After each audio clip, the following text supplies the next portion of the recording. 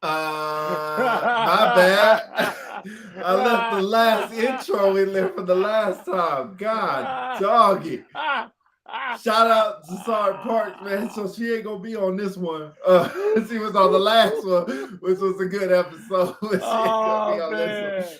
I just checked it too. Out there, you know this is live. I just checked it too.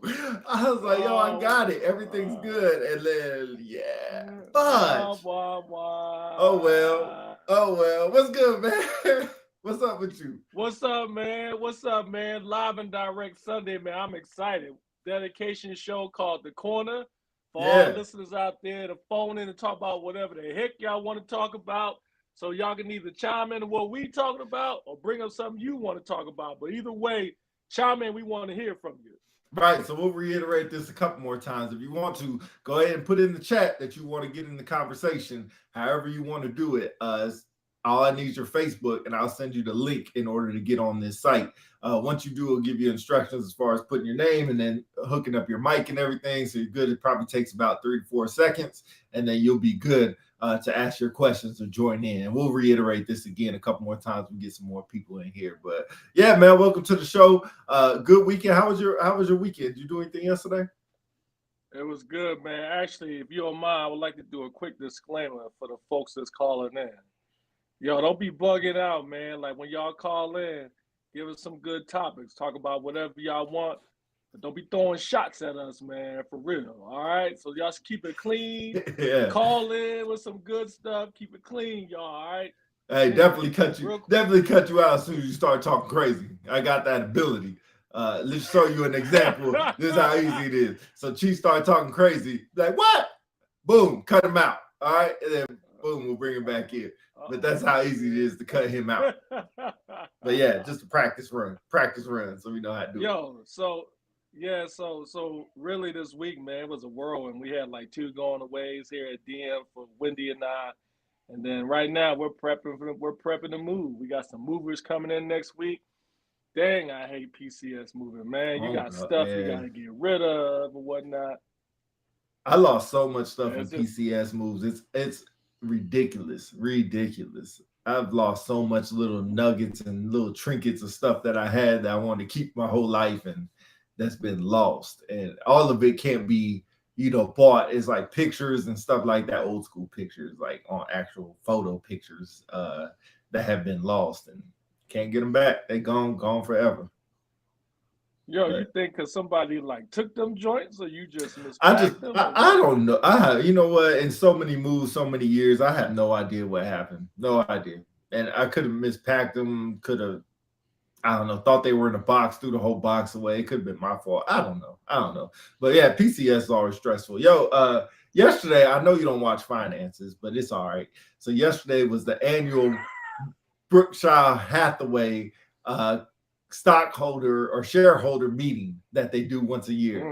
And it's Warren Buffett and Charlie Munger, and they sit up there for like 6 to 7 hours and talk about finances. It's so interesting. But I had to rewatch it again today. I only got to see like 3 hours yesterday, so I got to rewatch the rest of it. But super good. Give me the wave top view. What were they saying? No, so they take just exactly how we do our show, what we're doing today on the corner. They take questions. So people that are shareholders can go to Omaha and go to this annual meeting. You got to pay a lot of money, but you go, I think it's like $250, but you go there and you can bring a guest, and then you get to ask questions. So they take questions, like they were taking questions on AI, which Charlie Munger had a good point on AI. They had questions on like future of the company, because Charlie Munger like 99 or 100 years old, so he gonna die soon. I mean, it's just reality. And then Warren Buffett, I think he's in his 90s somewhere, so he only got maybe 10 to 15 more years. So they're talking about where the company's going and the shares and stuff like that. It's one of the best shareholder meetings that I actually watch. Apple has every company has theirs, but theirs is probably the best. And they do it every year. Did they shout you out or something?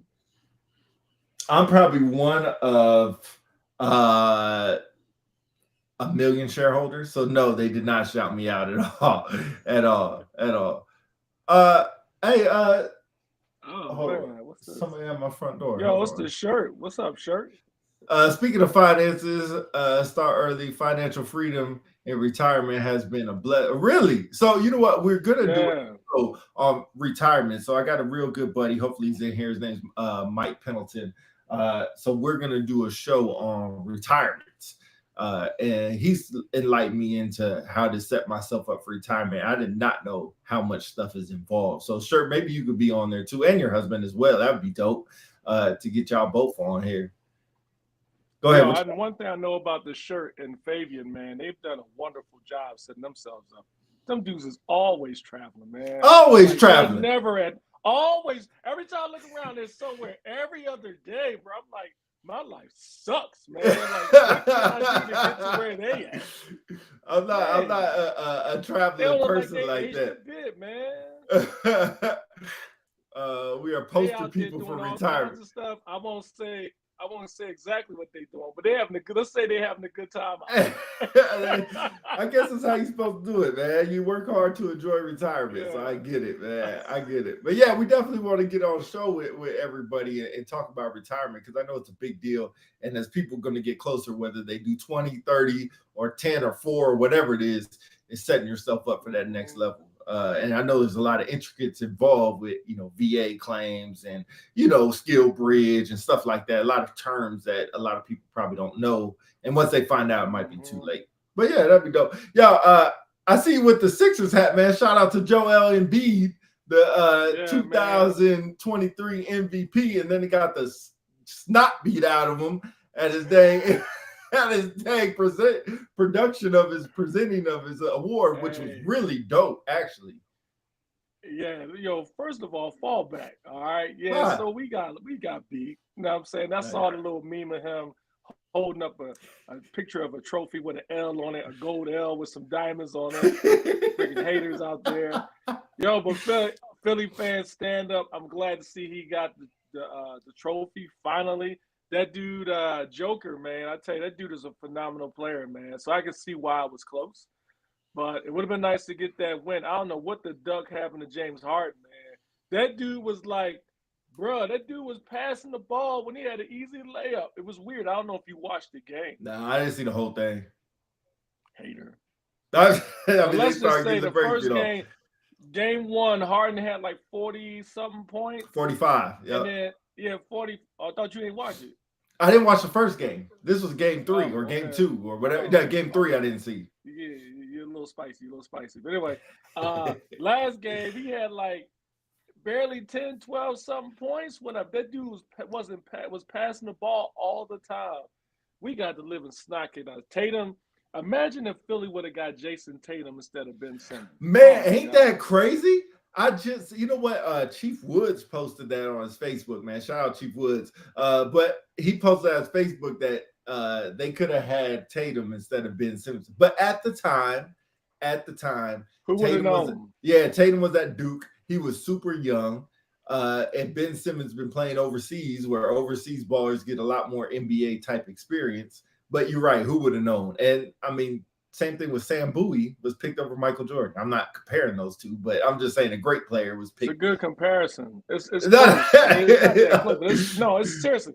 Jason Tatum is that good. And might I also say, I didn't know till you just mentioned it. He actually played at Duke. Most of the Duke players come out there kind of corny, man. Like, I think the only one that comes to mind that was halfway, like really good, was Grant Hill. Them other dudes from Duke, Elton Brand, what was it? JJ Redick, Christian, what was that old boy that was Leitner? Leitner. They were cornballs, man. Tatum so that was not play like he was in Duke. That was the stigma. Like he from Duke. It's funny. Hey, if you guys want to call in, like we said, and we'll reiterate this a lot of times in the show, call in and be a part of the show. Have your face on here, or even just your audio. That would be helpful. But put something in the chat. Say you want to be on the show. I'll find you on Facebook, and then we'll go ahead and send you the link so you can be on the show. We'll keep reiterating that as we go, probably every 5 minutes or so. But so it's interesting because that was Duke's thing, was they could never produce NBA players. And that was North Carolina's thing, mostly because of Jordan, Vince Carter, Jerry Stackhouse, that they could produce NBA players. So it's funny because then they had Kyrie. Kyrie played at Duke, but he played like 3 minutes. I forgot about Kyrie. Jay Williams. But he don't play like he from Duke. Nah, Jay Williams, L. Fabian's on here too, man. What's up, Chief Manro, retired Chief Hollis? How are you, man? But we're just talking about retirements. But so then you got Zion Williams, who I don't know what the hell he's doing. I mean, a phenomenal player, just can't play. And then you got Jason Tatum, you got your Grant Hills that are just anomalies. But you're right, man. A lot of people from Duke, but you do have Kyrie Hill. Or Kyrie Irving. That was dope. We chilling. Good morning, Nicole. Hey, it's good to have you on here always. Hey, real quick. Hey, happy anniversary to Nicole and Kevin Robinson, man. Team Robinson, 17 years strong, man. Salute. Jesus. Yeah, definitely. Jesus. But yeah, so yeah, that was dope. Did you see the thing about Giannis?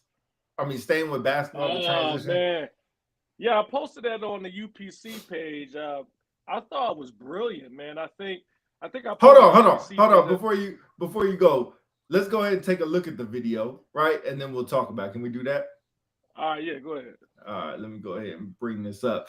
Like I said, if y'all want to call in, feel free to call in, but we'll look at this 2-minute clip real quick of Giannis in that post game. The exact same question, but I'm curious for you. Do you view this season as a failure? Oh my God. Okay, because I'm not that up. You asked me the same question last year, Eric. Okay. Do you get the promotion every year on your job? No, right? So every year you work is a failure. Yes or no? No. Every year you work towards something, towards a goal, right? Which is to get a promotion, to be able to take care of your family, to be able, I don't know. provide the house for them or take care of your parents. You work towards a goal. It's not a failure. It's steps to success. You know, and if you've never, I don't want to make it personal. So there's always steps to it. You know, Michael Jordan played 15 years, won 6 championships. The other 9 years was a failure. That's what you're telling me. No, I'm asking you a question. Yes or no? Yes or no? Okay, exactly. So why are you asking that question? Upset. It's a wrong question. There's no failure in sports. You know, there's good days, bad days. Some days you are able to be successful. Some days you're not. Some days it's your turn. Some days it's not your turn. Right. And that's what sports is about. You don't always win. Some That's other life. people's gonna win. And this year somebody else is gonna win. Simple as that. We're gonna come back next year, try to be better, try to build good habits, try to play better, not have a 10-day stretch with playing bad basketball. You know, and hopefully we can win a championship. So 50 years from 1971 to 2021 that we didn't win a championship, it was 50 years of failures? No, it was not. It was steps to it, you know, and we were able to win one. Hopefully we can win another one. That's pretty much the consistent. Yeah, that's pretty much the whole thing. And then he went on about, he said the same thing to him. He's pretty upset. But go ahead. Man, there's a lot. Like I said earlier in the post, there's a lot to unpack from that. When I saw that, one, I was moved by, you know, he was frustrated. Yeah, it made me a bigger fan of him too, Nick. But when I thought about it, man, I was like, one, you can tell he was upset, but be able to convey his response and kind of temper it to the form that he was in. And then even more importantly, to say something so profound. You know, it could have been easy for him to say, oh, man, it wasn't a failure. You know what I mean? We did this, we did that. He didn't say that. He acknowledged the fact that, you know, they didn't really reach their goal. But he also said it doesn't mean it's a failure. I mean, it's a process for everything. And so when I saw that, it made me think about the current state of our generation, right? We think about the get after it, get the bag, grinding generation where every time they look around, they want to get success the first time out. And you always hear these stories of people that say, oh, it took me 4 times to make master, or it took me 3 times to make chief, or whatever rank that may be. And then I say to themselves, like, yo, so what? Like, you here. That's all that matters. I mean, that doesn't mean that, you know, you were shortchanged before.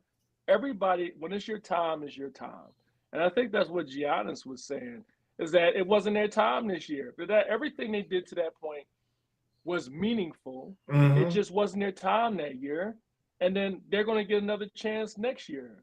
So I thought that was brilliant, man. Yeah, he was awesome. Yo, look at this post by Luce, but I really like it. I was telling Fabian yesterday, imagine every time we made a mistake in our office, having people yell at us or yell at you and tell you, you suck. That's a huge burden. I agree. That would really suck. And so many people take a championship, especially there can only be one winner, as an ultimate goal of success or failure. And although that is the goal at the start of the season, everybody knows there can only be one, right?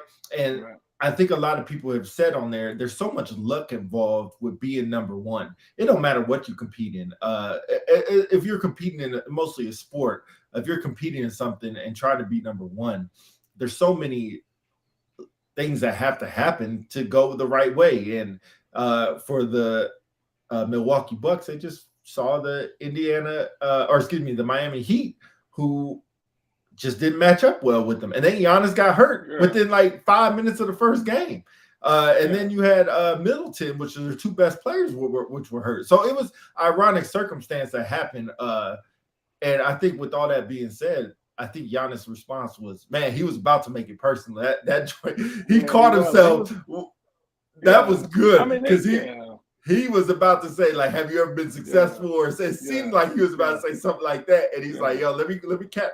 And to be able to have the, as you would call it, the emotional intelligence to stop yourself when you're about to snap back at him, man, like as Nicole said, I got a lot of respect for that dude just for that comment of realizing that although we had the number 1 record in the NBA, that doesn't automatically mean that we get to win the championship. Yeah. Absolutely. There's 2 more things I just want to add to that. Just to piggyback on what you said. Just because you had the best record in the NBA does not give you the trophy. You still got to do the work. So a lot of times when people think about, they have a certain thing going on, like say I have all my eggs in a basket, or let's be more specific. My favorite is like when we used to test in WAPs, and then you find out you get a strat, and then your chief would tell you, yo, I know you got the strap, but you still got to study, right? But you don't study thinking you got it in the bag. I've done that don't before. Get it, right? Yeah. So, and then I'll add the second piece too, is that that press conference could have went horribly wrong for Giannis. Like you got Giannis, a former NBA MVP player, former NBA champion. If he would have snapped that at that reporter, most people would have said it's justified because he's angry. You know what I mean? He just lost the NBA playoffs. But man, the way that press would have spun it, like, oh, Giannis is frustrated. Oh, Giannis is salty because he lost. The way he was able to kind of focus his anger and give out that type of response. Think how many people he touched due to his unfortunate failure. I know he touched me. It reminded me that you're not always going to win. You won't always win. Life isn't always about winning. Sometimes the failure or the loss could make you win in the end. I think Will Smith said that. Oh, by the way, we don't claim Will Smith in Philly. We're still trying to trade him. But really, to come on that. He's Philly's finest. Nah, because he slapped Chris Rock. Nah, man. Yeah, because he slapped Chris. No, first of all, he slapped the shit out of Chris. Wait, let me ask you. Wait. Hold on. Go ahead. Do you think that slap was real? Yeah, it was real. Okay, all right. Because it looked like did you see Will Smith's eyes? That dude was hypnotized. Will Smith was hypnotized, he was like hypnotized. A real Philly. Look, word. A real Philly dude would not have slapped him. We would have punched him. He would have got a couple of foot stomps. They would have had to pull him off of him. That was a California, Hollywood, mind trance slap. And even the response didn't even sound like somebody. Now I get it. Some people grow up out of the hood or whatever. I get it. I'm gonna say he's like Will 50. Smith, man. Bruh, look, I'm 50 years old. You disrespect my wife, you're not getting a slap. You're gonna get a punch, a chair, or something, bro. But you also not at the Oscars. F-bombs or something. You know what? That's like you being at a awards banquet and somebody disrespect your wife and you the Comanche and just start wilding off on some lonely ass poor staff. I've had some times. We know. Yeah, I had some times. But anyway, I want to go into that. I'll just say to answer your question, yeah, that's not Philly bred right there. You know what I'm saying? There's a part that still love Will Smith. Hey yo, Hey, sir, if you want to call in and share a story, just let me know so we can go ahead and call you in. We can pull you in so you can tell the story so you ain't got to type the whole thing out. As long as it's not criminal. As long as it's not criminal. But to put a red ball in it, we still try to trade Will Smith. We haven't got any takers yet. Two more things about sports. I don't know if you saw. I know you don't watch UFC like I do. Hold on, let me see what she says. I'm shocked. I ain't hear about that. Yeah. Hey, can you read that one? I can't see that one from here. I'm sorry. Nick, failure can sometimes be the best thing that happens to you. Failure builds strength and growth. It can sometimes make you the best version of yourself. Absolutely, you nailed it, Nick. Absolutely. Yeah. Go ahead. I'm sorry. I don't know I know you don't watch UFC, but you don't know who Israel Adesanya is, do you? Yeah, I heard of him. Okay, yep. So he just won his title back after losing it from this dude who's humongous. Dude's named Pereira. This dude is a monster. Like this dude weighs 185 pounds and he probably walks around at like 225, but he cuts all that weight. He is huge. I think he's like 6'4" or 6'5". He is huge. Like built. So just built he's built like a tank. Like he's built like The Rock. He just weighs 185 pounds. Huge. So anyway, he won his title back. And at the end, he did his little press conference thing, not press conference, but in the ring thing. And he said, he took the mic from Joe Rogan and said one of the most incredible speeches I've ever heard for about 2 minutes about success and about failing and then getting back up and how people will doubt you, but you never doubt yourself. And he was basically like, I wish everybody could share this feeling that I'm feeling, but you never will if you never try. And I thought it was dope, man. Oh man, I'll pull it up, but it would take too long. But I thought it was dope. The other one is Pat Bev. Pat Beverly did an interview with Kevin Hart on Cold as Balls. Cold as Balls is a show that the camera. Yeah, Pat Bev from the Lakers. Well, he wasn't Lakers, but yeah. So he did this interview. Yo, if you hear his story, I don't want to play the whole thing, but if you get a chance, and I'm kind of promoting Kevin Hart, so I hope he does the same for us. But if you get the chance to go see it, I did not know the struggles he had about getting to the NBA. Basically, he had to pay his first year to be in the NBA. He was not getting paid, living at his mom's house just to play in the NBA for his first year. And he had a chance to go to Cleveland, or I think it was, I want to say Houston, with Jeremy Lin at the time. And he was like, I can't beat Kyrie, but I could beat Jeremy Lin. So his whole first year, he was paying to be in the NBA. It's pretty crazy. But just like Nicole said about Giannis, it gave me a lot of different perspective about who Pat Bev is. I don't think any of these stories are lies, but quick, we got 15 people in here right now. So if anybody wants to call in and be a part of the show, you are more than welcome. So you don't have to type in, chat in your response. You can actually call. If you're shy or whatever, we'll make it comfortable for you. But you're welcome to call in, ask your questions for us, put us on the spot, and we good. But half the people I see in these comments, man, they are not shy. No, not at all. They might not be ready. They might not be ready. Man. And you ain't got to show your face. You can just have your audio up there if you want that as well, just like a radio show. You can go up in here, ask a question like a radio. Let me bring up this joint real quick, because you were talking about big and stuff. You know, I'm kind of a big dude, you know. When people see me, they're like, what's up, big guy? Whatever, blah, blah, blah. I feel good, pretty good about that. But anyway, so hold on. Nick says, I don't care for Bev, but that sounds like a dope story. Nicole, me either. But after hearing that, and he had more stories, that's just one. I have respect for what he's done, for how he plays. And he'll even tell you, like, I'm not a good offensive player. And I knew that. But I also know that the only way I could stay and make success for my family, his daughter and his wife, was to do the things that he does to keep himself relevant. It's pretty crazy. But he has... But go ahead. I'm sorry. Go ahead. Finish your thoughts. Hey, Nick, man, when your question came up, I saw your Facebook profile, you and Kev. It's pretty spicy photo there, man. Pretty spicy. I don't want to bring it back up. Anyway, let people do as they do. Anyway, 17 years of marriage. All right, there you go. Hot like fire. Hot like fire. All right. So back to your point about, you know, they say, hey, what's up, big guy, whatever, because I'm a big dude. You know what I'm saying? I'm like 6'4", you know what I'm saying, 2 something, you know what I'm saying? But my boss was able to get me on a Finney flight for me leaving and stuff. Oh, that's your first date. I can tell. Yeah. but anyway, he got me on this Finney flight. So what's a Finney flight? So you can explain that. So Finney flight is when they take you up in like an F-16 or 2-seater aircraft, kind of show you some things or whatever. They fly you around. It's quite the opportunity. So if you didn't know, they're called familiarization flights, because they used to be called incentive flights, but you can't have incentives for a plane. So now they're a familiarization flight. But go ahead. Oh shit! Right. Hold on. God, dog. You know what? I forgot to say this. Anything that comes from unpopular celebrities is all unofficial. None of the conversations or comments from us or any of the guests represent the DoD or the Air Force. All right, go ahead.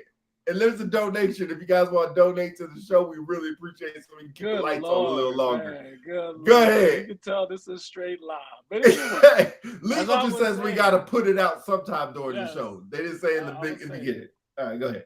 So for my 29 years, there's probably some people in the comments that actually was able to have an opportunity like that, but I never did it. I was like never interested in being a cop by trade. I was like, look, I guard these planes all the time. Why the duck would I want to get in one? But I thought about it. This will more likely be my last opportunity, because I won't be at a wing. I'll be at a nav. So I said, what the heck? So my boss set it up for me with the 162nd wing.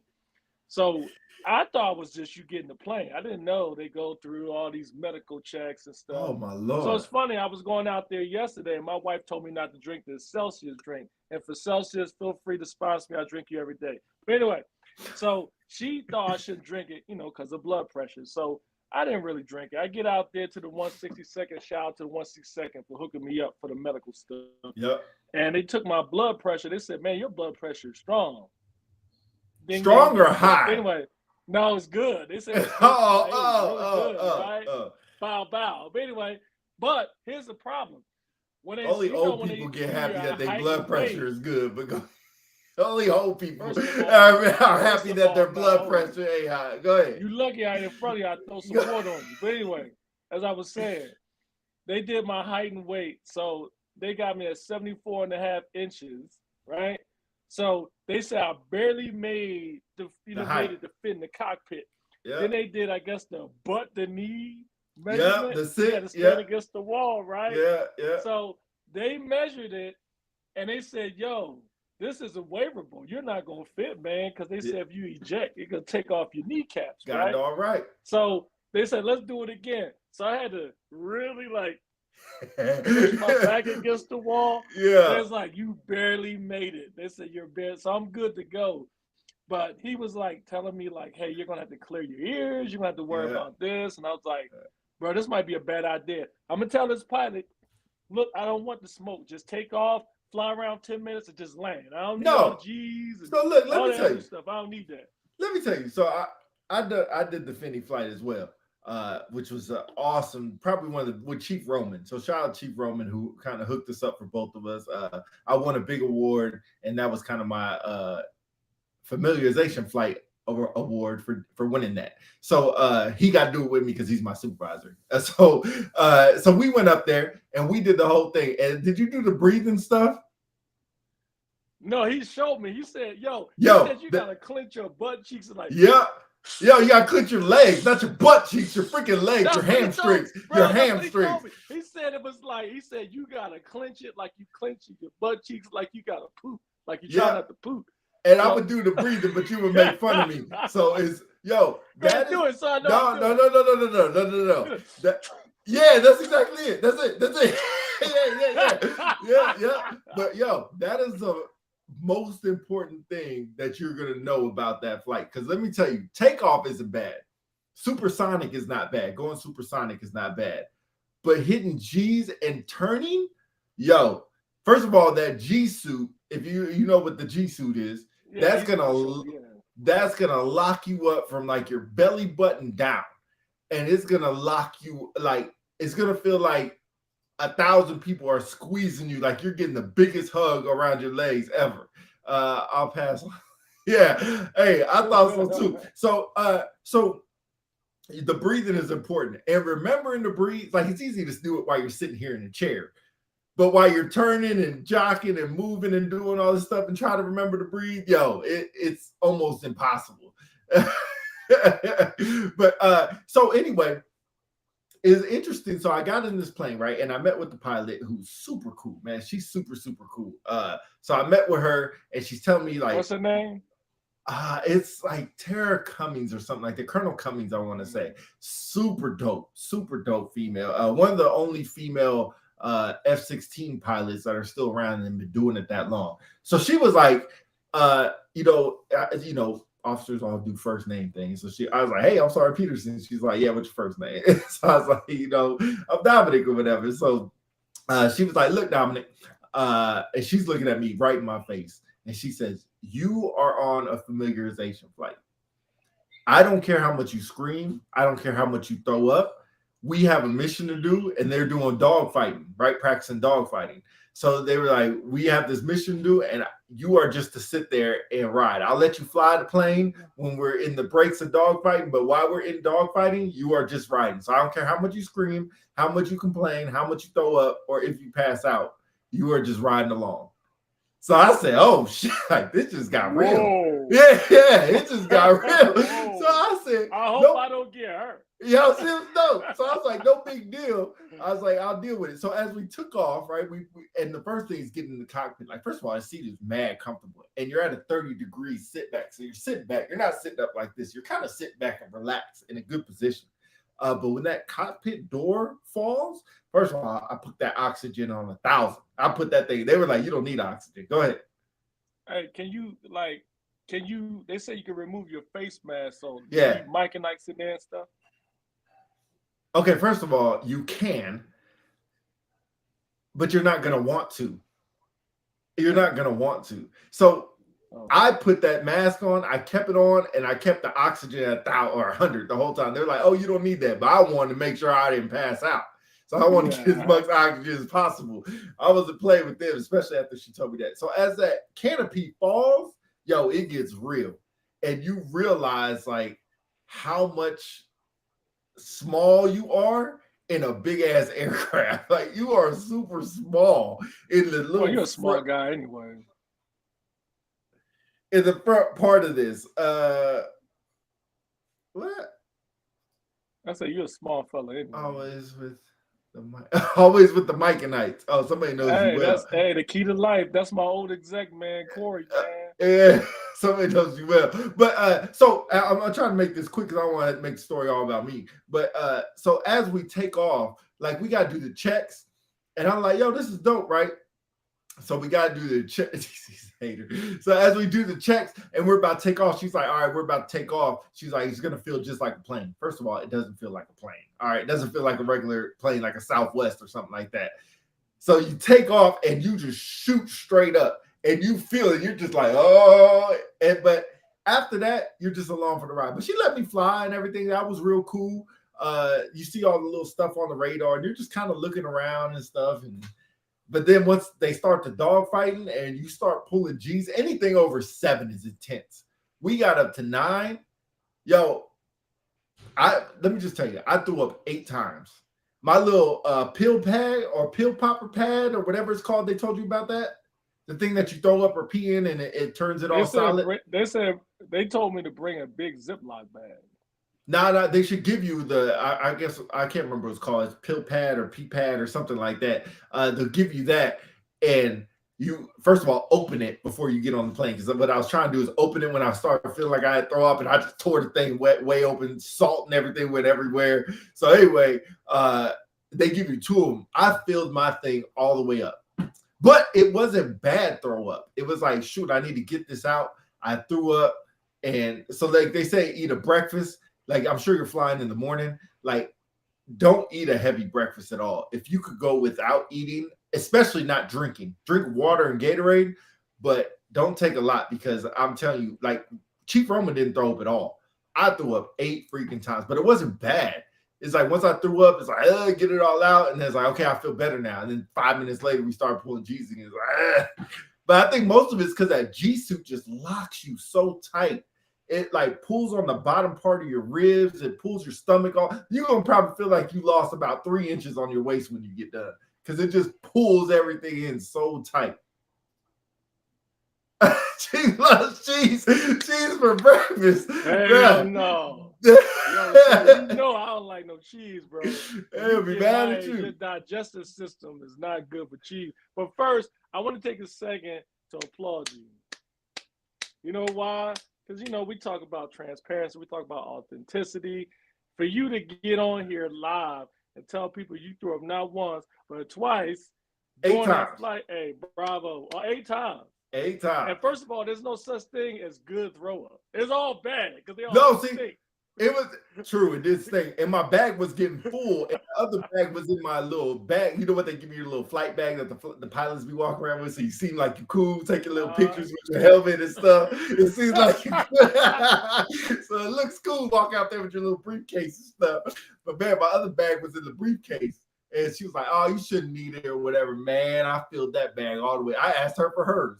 Like, can you pass yours back here? Like, my bag is full. Just like you in a car, like passing French fries in the back. And you know what's crazy? You can turn on and off the radio so that, you know, you can hear the pilot or the pilot can hear you or you can hear everybody or whatever you want to do. So I didn't realize that everybody could hear me throw up these whole time. And finally, she was like, "Hey, turn off your radio next time you got throw up, because everybody can hear you throwing up." Yo, that's good. Yo, that's Yeah. big, bro. Like, let me make sure I confirm this. So there's a way I can shut it off. You know how they say you no one hears you scream in space? So I Yeah. can hit a button where nobody can hear me scream. It's like curse. a lever where you could be like just you and the pilot. Okay, she ain't turn gonna hear you off. that pilot ain't gonna hear from me the whole flight until But after if we you're- land. Yeah, but if you're off, you can still hear them, but they can't hear you, which is cool. But then you gotta remember to turn it back on, because they do talk to you and ask you things and tell you to look at this and look at that. And then when you fly, they talk to you. Bro. No, they gonna let you fly. Well, Well, they gonna let you fly. Yo, bro, you gotta fly. For real, you gotta fly it. And you're not flying far, but you gotta fly it, man. It's really, really dope, and it's super chill how they do it. Well, I already got my plan together. Today, I'm going to put on my fighter helmet that I got from the 355th OG. Shout out to those dudes. I'm going to put on my pilot helmet. I'm going to put on my flight suit. Shout out to my old wing commander, Colonel Turnham. And I am going to play some Ace Combat and prepare by doing some Ace barrel rolls on the game. That's right. I can't wait.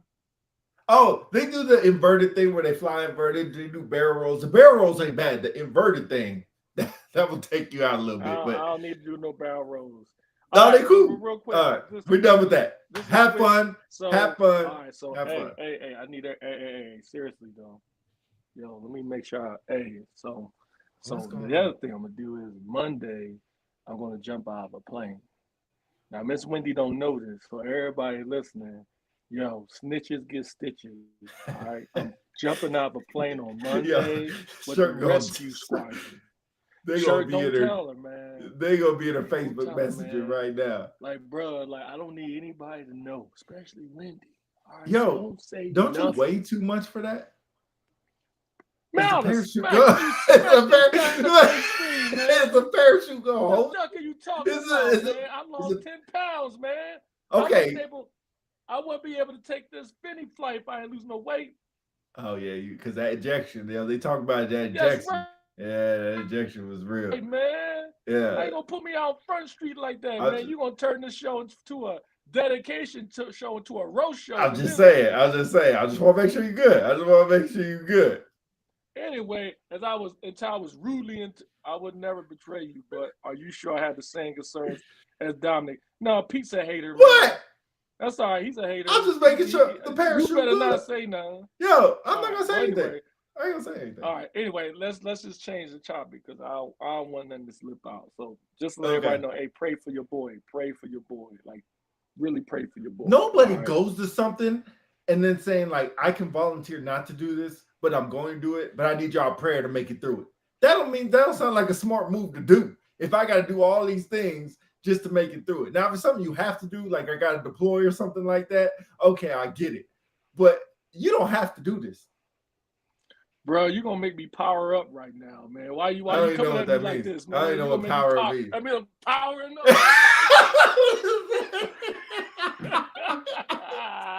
Powering up.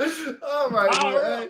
Yeah, call the Green Ranger and the Red Ranger, and y'all go ahead and let's transition. Let's transition because I really want to chat about this. So, to all you folks out there, I have never owned a personal. I've been a cop for. Oh man, Danny Davis. Years. What's up, Chief? Or Sergeant Davis? What's up, man? Go ahead. I'm sorry. Yo, is that Danny Davis from your company? Yeah, Double D. Yeah. Yo, he was legit back in the day. But anyway, what was I saying? Oh yeah, I never owned a gun for 20-some years. Even being a defender, I never owned my personal firearm before. I always said like I didn't need it. But not powering up like he's in jail. Exactly. So, I never had a gun. So what's shaking, bacon? What's up? Go ahead. But lately I've been thinking for real. Like I've been in Phoenix for 4 years. What's up, bro? 4 years I never owned a gun, but I've been really seriously thinking about it, been talking myself out of it. And so if you haven't heard, there was a mass shooting. Maybe Pete throw it up on a clip. But it was in Dallas yesterday. Some dude walking in an outlet mall just started shooting at folks. Like 9 people died, including the shooter. And so when I saw that, I was like, man, plus I'm about to do this long trip to San Antonio. So anyway, we can throw the clip if you want to show just a piece of it for the folks who may not know about it. Yeah, let's go ahead and throw it up there real quick. I had it up and I just took it down. I'll give you 2 seconds to put it back up. All right, here it comes. A massive police response after gunfire erupted at an outlet mall in Texas. We got shots fired at the mall. I got people running. One of our officers was on an unrelated call at the outlet mall. He heard gunshots, went to the gunshots, engaged the suspect, and neutralized the suspect. Hundreds of shoppers were escorted out of the Allen Premium Outlets just north of Dallas Saturday afternoon. Many seen walking with their hands above their heads. There's this guy dressed in all black, wearing a vest, has no assault rifle, and he's just shooting at people. The shooting occurred at about 3:30 p.m. local time, with numerous victims taken to the hospital. Found 7 deceased individuals on scene. We transported 9 individuals to the hospital, to area trauma facilities. Of those that we transported, 2 have since died, 3 are in critical surgery, and 4 are stable. As the situation unfolded, the city issued a public safety alert warning residents to stay away from the area. Multiple agencies are on the scene to assist in the investigation, including the FBI and ATF. All right. Okay. So that being said, so first, before I continue, hey, my prayers go out to the families who were affected during that shooting, those who passed, and for those who was injured during yesterday's event. So, like I was saying earlier, for most of my life, I've never owned a firearm. My mother is a Philadelphia police officer, and then my stepfather is a narcotics officer in Pennsylvania. So I've been around guns all my life. I just never owned my own personal one. But I haven't really been thinking about getting a gun. And I went to the BX yesterday, and I was almost about to get it, but I didn't. And I'm going to go back. But on the flip side, Pete, you got an interesting story. Like, for years, you've owned your own gun, and you have since got rid of your strap and subscribed to the notion that you don't need it anymore. So it's 2 different parallels. So anyway, I'm curious to see, but Pete, before you respond, those in the comments who may own their own firearm, or for those who don't have a firearm and subscribe to the notion that you don't need one, I'm curious to hear your comments. So, yeah, definitely. Hey, with that, if you want to call in and just say them, that'd be cool as well. Shout out to Nikita Lewis, man. On Let's Talk About Growth page that they be doing some really dope stuff. I love seeing her on there as well with her thought processes on her real talk and everything. It's really good. But moving on. Here we go. She already chimed in. I won't let you leave the house with that one since we moved back to Texas. So that's what made me want to get one. So check this out. You gotta get strapped these days. So here's the kicker. When I moved to Texas, because I was in San Antonio too, that was what everybody said. You have to get a gun. Like Texas, like the Wild Wild West. It's kind of like Arizona, right? Open concealed carry. Like you usually see people walking around the store with their gun on their hip, open as hell, like they shirt tucked into it, so it's poking out like a cop. So it's very normalized to have that. While I was there, I went ahead and went to a gun show, and I purchased my first gun I ever owned. It was like $400, which I was mad about. You know how much money. Okay, go ahead. It was a small concealed carry type, so I could put it in my glove box or in my center console. So it's super small. I can't remember. I'm not a gun guy like that, so I don't even know what it was called. I think it's a Springfield or something.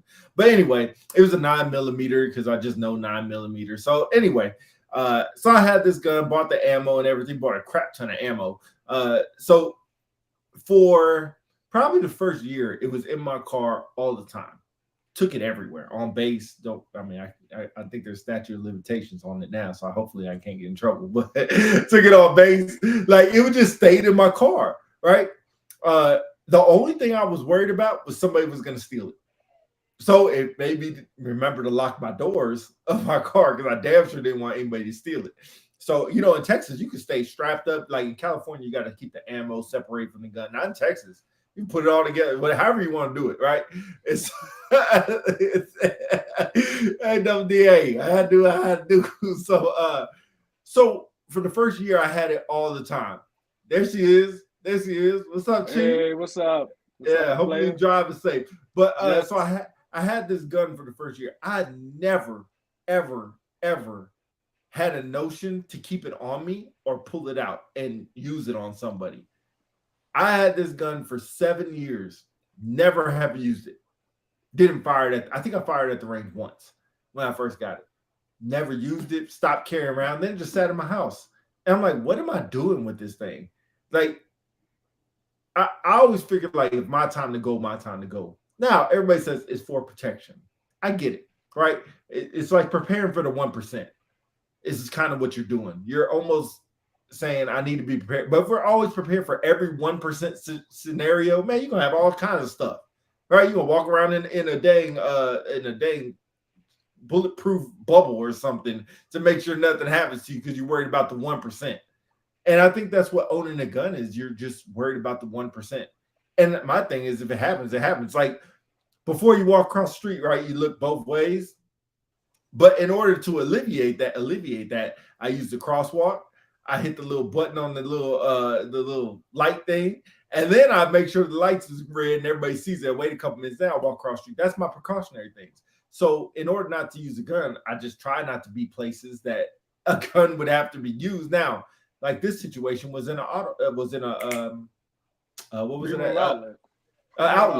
It can happen everywhere. Same one in Phoenix. Yeah, same one in Phoenix. It can happen everywhere. And when it does, my thing is it just does. And here's what Howard says. The goal is to never have to use it 100%. That's why I have car insurance. Yep. Most of the time we never have to use it, but the goal is I get it. My thing is I don't think I'll ever shoot anybody. I think I agree. I mean, it's just like being a cop in the military. You don't think you ever have to shoot anybody, but there are cases of folks not deployed, maybe during a gate runner. There was a young airman, I think in Shaw, that had to shoot at somebody during a gate run. You never know when it's going to happen. And I had the same feeling you had. Like, what's the chances of me using it, right? But at the same time, I think about it now. It's not even the fact of protection. I guess it is, but it's also, I guess it's just like what the shirt says, insurance. I mean, it kind of. But what are you insuring? My comfort level. It beats up my comfort level because, like, case in point, if I was at the mall, right, and that happened, one, you've got to feel comfortable enough to engage that person. That's exactly what I was about to say. Two, you got to think, which is a counterpoint, really, of what I'm saying. Two, to think about the legal consequences too, because there are cases where folks use their firearm and they get in legal trouble. And then three, thinking about you might hurt somebody else besides the shooter and draw the attention to you. But at the same time, I think about it, one, for home defense. Two, just to be able to have it. So I would rather have it than not have it. Even if that occurred, God forbid, I'm there with Wendy and I don't engage, if he comes my way, at least I have a way to defend us. Maybe not be a vigilante, but to defend me and mine, I guess. So I think it's more or less to the respect of the weapon. A couple things that you said was interesting. The way I thought about it was like, okay, say I do have it with me. What's my comfort level in using this in a public place with a lot, especially like an outlet mall when there's thousands or hundreds of people running around? I'm going to go to the shots to try to engage this target for what? Now, if he has a gun, he's pointing at me and he's 10 feet away, okay, then it's almost like quick draw type of mentality. But if I just hear gunshots and it's like, man, that's pretty far away, I'm not running towards that shit. Whether I have a gun or not, I'm running the other way. Where just like the old Cedric the Entertainer says, you know, when he's in a movie or something like that, or at a concert or something, like when I run, or a couple people start running, everybody start running. And everybody go in the same direction. I think your camera's frozen right now. So if you can't, it is frozen. So he just got booted off because his internet is janky. I'm sure he'll call back in a second. But I guess it's my thought process with it is just that I'm not going to run towards the guns to start shooting at somebody. And if it happens in my house, I can get that one. All right. If somebody comes in your house, you have it under your bed or wherever you carry it. And, you know, you're ready to go one-on-one situation. You know what's in your house. You know who's in your house. I get it. But public places, it's like that's why we got law enforcement. And I don't care what we say about cops, good or bad. We're always going to use 911 when something happens. I would hope so. I would hope that's what you're going to do. I'm sure he'll get back on here in a second. His jankyinternet.com that he got his Boost Mobile he's running his internet with is not up to par right now. Oh, wow, Nikita, you put a long post in here. You know I can't read well. That's why I wish you would just call in. Just call in and just say what you got to say so I ain't got to read this thing. Dave Davis, I'm going to come to you. Pete Chief, will you shoot someone unintentionally? I hope not. I don't think so. I don't think I would. Hey, matter of fact, hold on. Hey, Nikita, I'm gonna shoot you the link. He said, "What's your phone number?" I'm gonna shoot you the link to your Facebook page. So give me a second while we're waiting on Chief to come back in. I'm gonna shoot you the link, and you're more than welcome to come on. Let me shoot that link. So go ahead and get a pause for the calls while waiting for Chief to come back in because his janky internet still must be out. I don't know what he's doing right now, but we're gonna go ahead and do that. But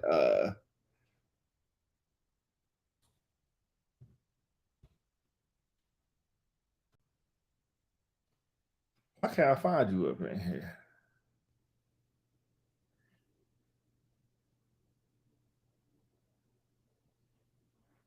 Oh, see, he's back on. Welcome back. Hey, Nikita wants to get on, so I'm gonna go ahead and shoot her the link, but you can go ahead and talk while you're waiting. I don't even know if you're I can't hear your volume right now.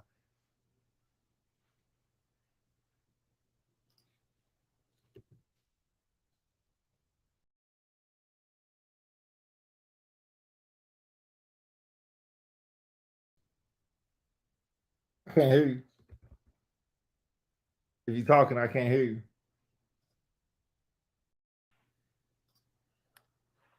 If you're talking, I still can't hear you. Man, you're making the radio show look bad right now, man. You're making the radio show look bad, man. You're making the podcast. Oh, yeah, here we go. God. Oh, my bad, man. I don't know what happened, man. I know what happened. It might be the Gub Mint. The what? The Gub Mint. Why you sound like that right now? Nikita, water or something? Yeah, I just shot you the link. So if you want to get in, go ahead and get in, and we'll get you up in here and part of the conversation. But I don't know how much you heard or how much you didn't hear, but a couple people had a couple things. Nikita will come in and heard. So Danny Davis wants to know, right? Pete Chief, would you shoot someone unintentionally? Just yes or no, and there's a follow-up to that. Man, I would say yes. Man, why you sound like that, man? You sound like Charles Barkley did, man, at the All-Star game, like you drunk or something, man. Hey, you sound slow. You sound slow, man. Let me switch my joint. Let me see. Maybe it's man. What the world? Ah, man. Hey, so you know what? When you have production, you have people that are involved in this. Like you hope everybody's on the up and on their A game, but obviously some people are not. And this is what happens. Nope, now we can't hear you because you know what? God, dog, like you know what? But the show must go on, is what we say. The show must go on. Dave Davis, I'm gonna get to your question because I'm dealing with amateur right now. But Nikita, you have the link if it works. Let me know to get you up on here. Most people are not properly trained to deal with these events. All right, let me see if I can get him on here. Most people are not properly trained. Nope, can't hear you now. Oh, there you go. Nope, can't hear you. Most people are not properly trained to believe it, but not having trained and knowing what they can help with. I agree with that. And, you know, most people are just apt to just carry a weapon because of their protection. That's about it. Chief, I still can't hear you. Nope. Oh, there you go. There you go. There you go. Nope. Now you sound worse. Nope, you sound worse. Nope, you sound slow. No, please stop doing that. Please stop doing that. Look, I'm about to take you out the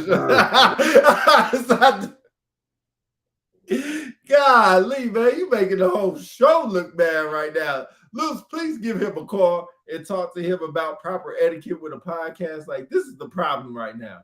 You try to work with people and they be amateurs. And now I got to sit here and work around it. Oh, man, how you don't see the link? Check your I just shot it back to you, Nikita, so check that one. Hopefully it'll get to you. All right, we're going to try this one more time. One more time. And now he's not even on the screen. Like, it shouldn't be that dang hard. It shouldn't be that hard at all. Like, I could be on here and sitting here. This is what happens when you scoop the bottom. 100%. And now he's back on here with no video. Yo, just use your phone. Just because I don't know what you're using right now, but just use your phone. You're using these fancy iPads or AirPods that cost $500. They give you 2% work capacity. Now you can't even see your face. Like, I'm glad everybody else can see this, because this is embarrassing to not only me, but the whole unpopular celebrity community. Like, I'm just going to take you out. Nah, you know what? I'm going to leave you on screen. This is embarrassing. That's all I can say. This is just straight up embarrassing. This is not how production is supposed to work. This is not how a show is supposed to be done. Like, I know I'm in a bedroom right now, but I would expect everybody to be on the up and up. And if you didn't have 5,000 video games, maybe, you know, your internet will work properly. Yo, now I'm thinking it's me. What's the link saying right now? I don't know what the link's saying. And if you have an Apple product on your phone or whatever, you're good with the link.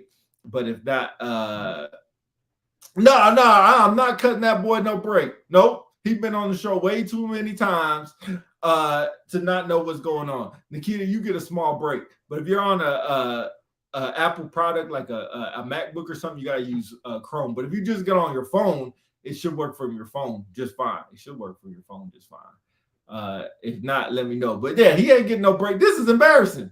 Like, oh, now he's getting back on. It's embarrassing. I can't wait till he gets on so I can roast him, so I can hear all his comments they have to say. First, he comes on, everything's fine for the good hour. Then all of a sudden, he, I don't know, downloads Minecraft or something, and the whole internet go out. Like, it's basic internet stuff. And I'm not saying you have to have something superior, but man, have something that works. Like, you want to be a part of the show, have something that works. Like, you knew what time we were coming on. Like, unplug some stuff. Stop downloading video games and stuff. Like, it's very, very simple. It's not hard at all. But as far as the gun thing, I'm not an advocate of carrying a gun anymore. I was, and I didn't know why I was. I know some people say protection and say they want to use it and stuff like that, but it's just not giving me any sense of, it's a false protection more than anything, because I ain't gonna use it. Now, if it's, like I said, if it's a one-on-one situation, yep, I get it. But a group setting, oh, good. Here we go. I can't wait to hear this. Can you hear me now? I can't wait to hear this. Can you hear me now? Yes, Verizon. I all right, can't wait first to of all, I'm gonna take myself. I heard every single thing you said. I heard everything. All right, so I'm the only one. Perfect. So I heard everything you said. So I can see all the comments down there. See how people treat me, man. First of all, this dude is a TCN anyway. I don't even know why he has, like, you know what I'm saying? What does that got to do? Let's move you know what back. I'm saying? I'm supposed to be his partner. You're supposed to be looking out for me, and you coming at me shots and stuff. We can turn this There's only into so a much I roast can do. if you want. You know what I'm There's only saying? so much I can do. There's only so I much can't can help do. if my internet, man, my resiliency machines is on, man. Dang. You're what? You know what I'm saying? My resiliency machines, my arcades, man. See, this is the problem, and we talked about this a couple of shows ago. Can we get back to the topic of the pew? This is embarrassing. This is utterly embarrassing to the whole show and production. And I'm glad it's not me. This is crazy right now. And now we can't hear you. This is crazy. Luz, thank you. And you know what's funny? It's not me. It's not me. There's nothing I can do about it but just sit here and be a part of the show like y'all are. And just sit here and laugh. Like, I don't want to put this on a podcast anymore. Because people are going to be like, yo, what kind of janky stuff y'all got going on? Who the heck are y'all? Like, I can't even push this out to promoters try to get sponsorship. It ain't going to work. By the way, if y'all want to donate to the show, the link is below to help Chief get some better internet. That would be good. If y'all want to donate to the show, we'll throw that to the Chief so he can get some better internet. Because this is horrible. This is horrible. Like, I can't even say, like, we a high-class organization right now. If this was the United States Air Force, nobody would hire us. You think they scared if we come to war with them? Yo, somebody call me on WhatsApp, man. I tell you, I think we start talking about gun stuff. People out to get us, bro. Yo, if someone's in the comments and we said something to you, feel you, yo, I'm sorry, bro, because, like, we got some some communication technological type people trying to stop us right now, man. Because I had like 2 WhatsApp calls. It was weird. So that's why your stuff don't work. I guess. But can we go back to the topic real quick? Sure, whatever you know what? Yo, did Nakia call in yet? No, man. She said the link won't work, man. It's making me feel like Yo, I'm did the problem. she copy it and put it in Safari? I don't know if she did that or not. You can sure. Because I had to learn. Yo, Nakia, yo, if you yeah, I know it's China, man. I'll don't pick on China. Y'all stop messing. Y'all stop messing with Xi Jinping now. Yo, Nakia, you gotta when you get the link. How is this dude gonna teach somebody? And then this is fun. You gonna teach somebody how to get up on? Oh, she's waiting on it now. Oh, she's waiting on it now. Appreciate it. Anyway, you know, I was gonna say something, but since it's Sunday, God bless you. Now, as I was saying, for the gun stuff, man, Danny Davis question, yo, I can see myself shooting somebody unintentionally because, you know, it goes back to your perception of, you know, if you're in danger or not. No one can really assess that. But one thing, but will you shoot someone to ensure the safety of yourself or others? I would. Wow. I can see myself doing that. Yeah, I can see myself doing that. Not me. You dirtbag. Not me. Because look, isn't that the purpose of Leosa though? Right?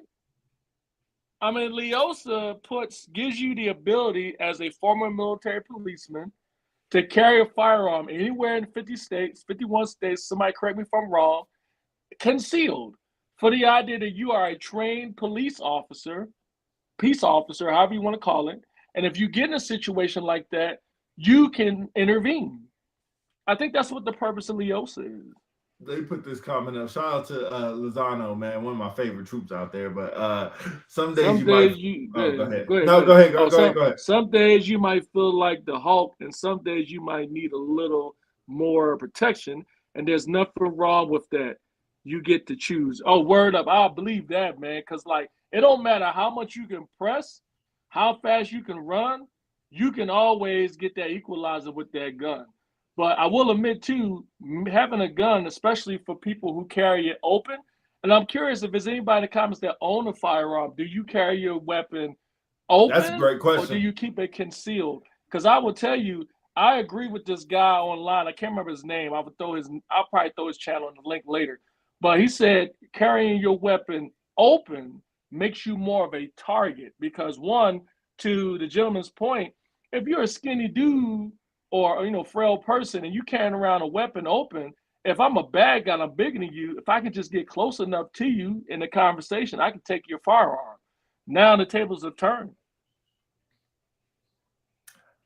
I guess I get what you're saying. I just, apt to the years that I've been living, how many times I've been faced with a situation where, man, I wish I had a gun. Beatrice says, the only weapon I carry is these hands. That's what I said. That's what I said. Somebody get these goddamn calls. That's what you can get. These calls. Beatrice, I want to know if, I'm assuming you don't own a firearm, and if not, is it because the fear of getting into some legal trouble for using it or not feeling comfortable around it, or because the optics of all the gun violence in the United States, you would rather not have it? I'm curious to hear your thoughts. That's a good question. I'm just more the fact, man, you can get these balls. I like throwing hands. Man, when was the last time you threw hands, man? Really? Just, a couple days ago. Just because you used to do karate when you were 6 years old don't mean you still had the skill set. You do know that, right? You can. Hey, my belt somewhere like, here. Hi-ya. You come take a shot at the title. Yes, sir, for legal issues. Okay. I mean, I agree with you. I must admit that's part of the reason why I never bought one, because we want to hear the story. What story? What story is that? Yeah, what story? But go ahead. While she's typing. What I was going to say. Yeah, so I've always been concerned about the legal ramifications of using a firearm, you know, because it's like this guy said online, he said the gun laws seem like they favor the criminals and not the law-abiding citizens, because case in point, every state has a different gun law. And if you're in the Midwest, I mean, you're pretty much good. You keep the ammo with you and all that other stuff. But as far as like carrying in other states, like in the East Coast and in the West Coast, the gun laws are pretty strict. So if you use your weapon outside of your home, there's a lot of stuff you can face as far as legal consequences. That's right. And I don't want to be like, I don't like the law as it is, nor do I want to be in a courtroom defending myself for trying to defend other people or myself, because I just want to carry, I want to say just want to carry a gun because I want to carry a gun. And you know what? Maybe like I told you I owned a gun. I carried it for the first year. And for the first year, I felt some sort of, I have this protection, but like we're trained as well. Like you're trained, we're both trained as well in carrying a gun every day at work. So I get it. But after that, it's just like, what am I doing? I guess it's the kind of realization. It's just like, riding around with my wife in the car or whatever. It's like, what the hell am I doing? Like, it's cool that I could be like, hey, babe, I could defend you if something happened. I could just shoot somebody, pow, pow, and it's over.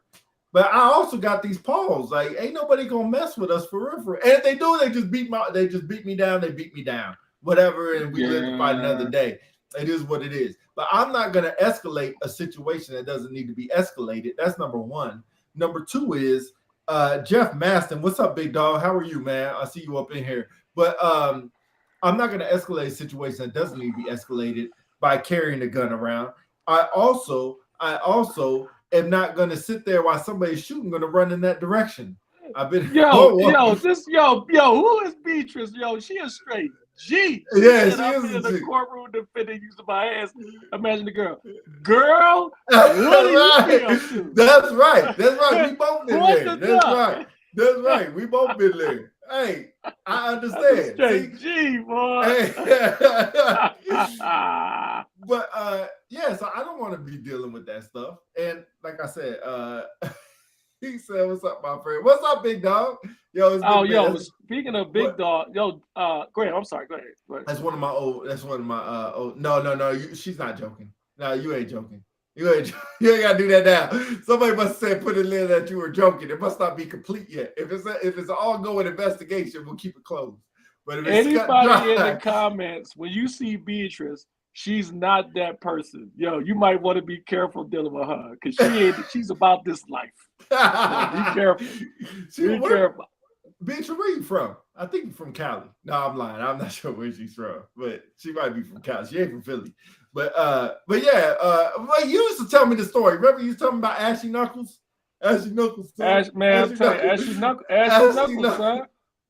Ashley Knuckles, son. You know what I'm saying? Oh, okay. Yeah, it's ongoing. We'll just keep it. Yeah, we'll just keep it closed. Yeah, it's ongoing. Yo, she from Texas. Where you going? All right, okay, makes sense. That's where I'm going at. So I mean, I'll say this, and maybe we wrap a ribbon around it, and then we go on to something else real quick. Okay. Is that I think I agree with both sides. Like I agree with if it's your time, it's your time. I consider myself a man of faith, so I believe I pray a lot, so I believe God's gonna protect me and my family.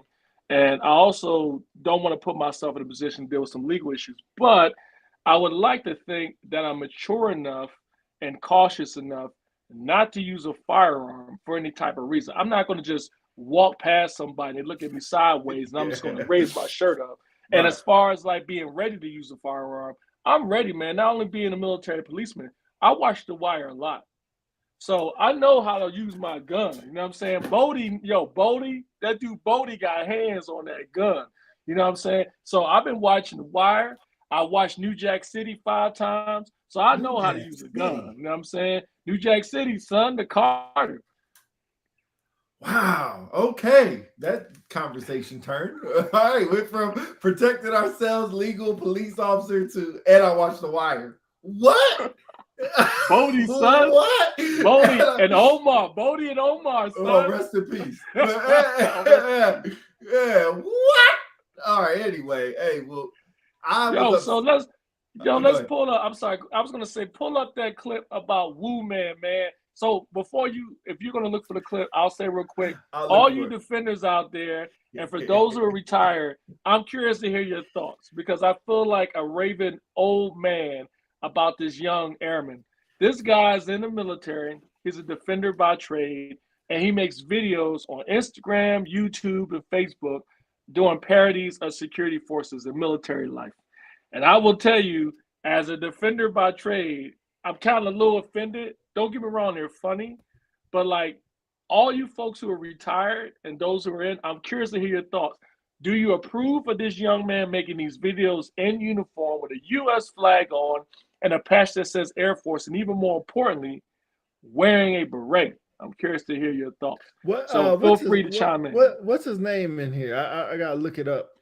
I know he goes by Woo Man Videos or something. WOOMAN? Yeah, W-A. Come on, fool. What? Hooked on Phonics, work for me. WHOO, man. Woo, you know, woo. Like Ric Flair. Yeah, man. Rolex wearing, diamond. Oh, okay. Anyway, all right. Asking security forces they need anything. We'll just look at that one, right? Yeah, play. Yo, roll the clip. All right, hold on. All right, give me a second. God, you know what? You're the last person to talk about production roll the right clip. now. You're the last person to talk about production. Roll the clip. Give me a second. Roll the clip. Get up in here. All right, we'll share this. All right, we'll look at this one right here. Is that good? Yeah, that's good. Just play one of them. We get this one going. All right, play. What the heck? All right. Roll the clip. Hey, what's up, my fellow defenders? Hey, what up, bro? You all good? Hey, y'all good? Y'all need anything up here? Oh, bro, we good. Hey, bro, I need you to go to McDonald's for me, bro. Energy drink. I ain't sleep all day. Oh, this ain't his. This ain't his. Let me back that up. Hold on, that's not his. Maybe this one is. That one wasn't his. Morning, defender. Damn. You know what we got to do, right? All right, let's make it quick. Damn. That's real life, though. I don't think that's one of his videos. Morning, defender. Oh man, come on, man. Man, I typed in his name. Anyway, why was his? I keep looking. Go ahead. I keep looking. See if I can find so for those who are listening, I'm really curious to hear your thoughts, because like the way I look at it is, I get it. Like security forces does some weird things, and we kind of make fun of our own career field, but let's keep it internal. To make videos like that for all to see, and I know some people may feel in the comments like, yo, it's true. Why even try to hide it? But yo, I don't need everyone knowing our business, and it puts a negative light on the career field. It's bad enough we have folks who in other career fields that throw shots at us anyway. I found one. Oh, I'll put it up. So I hear what you're saying, right? I hear what you're saying. Beatrice, I love her comments. Hold on, let me go over here. Yo, man, you the last person talking about production right now, man. Stop talking about production, how it goes, man. You just gonna have to be patient. All right, here we go. All right, let me share. I think this is one of his right here.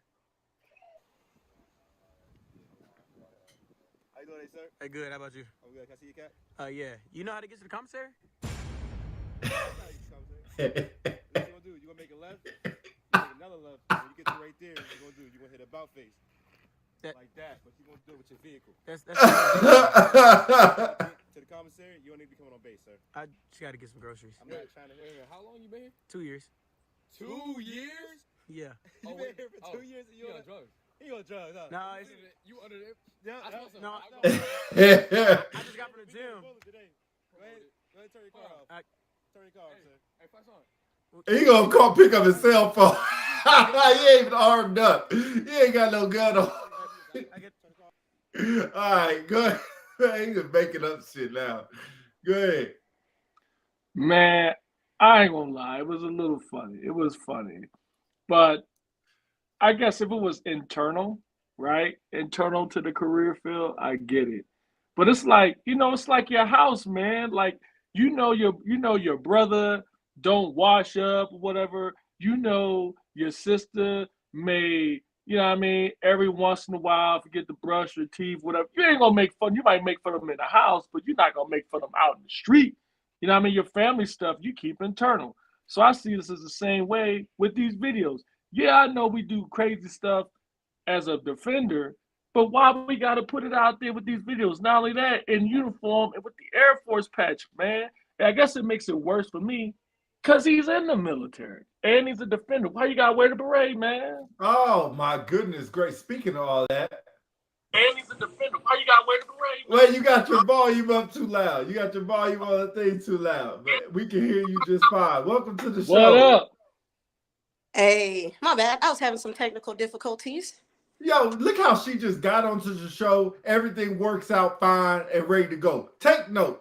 Take note with all due respect. You Take let note. me know when you finish tap dancing for her, man. Oh, man. You gonna do the Carlton dance next? No. Man, I just got in here and you hating already. Just wait till you come to Texas. Yeah, right. So, hey, we brought up two good topics, but can we stick on the same one? You're a defender, right? Did you see the video with the Woo man? Listen, so I got this young man saved on my TikTok. Oh, okay. So I got him saved because I be watching stuff, and then my 15-year-old will randomly see stuff, anything that deals with defenders, and she sends it to me, dying laughing, because she knows a defender life. She's lived it for her 15 years of life. So she sends it to me like, I think the young man is funny. I do. Like, because all of us have dealt, like, I want to say almost everything he's posted, every defender has dealt with something like that. Now, I do kind of agree with Chief, like, maybe take some of the defender-centric stuff off. I get it.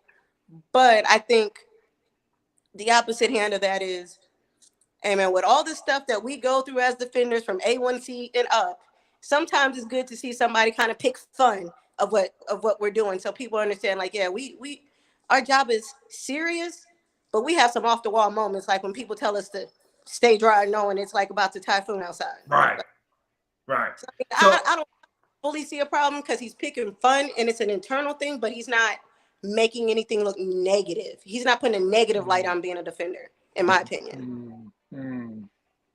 Gee, go ahead. Because I know you're going to disagree with everything I say. First of all, shout out Nick Jack. We love you on the show, but we do not love you as being a fake defender. You were a defender for 3 hours at the gate. Stolen violence. For 3 hours at the gate, you was not a defender. And you probably didn't have a gun. I know they give you a radio or a gun. You just sit there with a D-bin scanner. It probably wasn't even working. You probably wasn't even logged on correctly.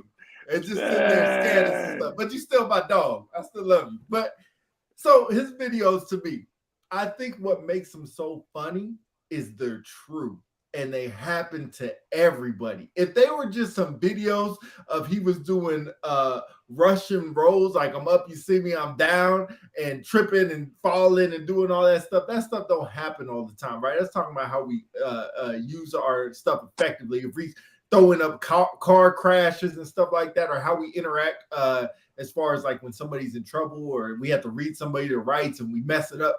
If he would have done stuff like that, I wouldn't agree with this at all. Or done like shooting a clearing barrel, I wouldn't agree with that at all. I would say take that down immediately. But the stuff that he's putting up is just so redundant comedy stuff that's happened, Chief, since you were in security forces, where we currently are in security forces. Like, it just happens all the time and will always happen. That's what makes it so funny, is it's true. And if it wasn't true, then it is what it is. Did somebody just get shot? What the world just happened? I got my pit bulls are running around right now. That's my PTSD coming in. I was like, man, what the world just going on? Look, I look way too calm for some off in the I thought you was just playing it cool. But go ahead, Chief. I just think because it's true, it's funny. And you know what? We do so much asinine shit in security forces that you have to make fun of it because that's the only way to make sense of it.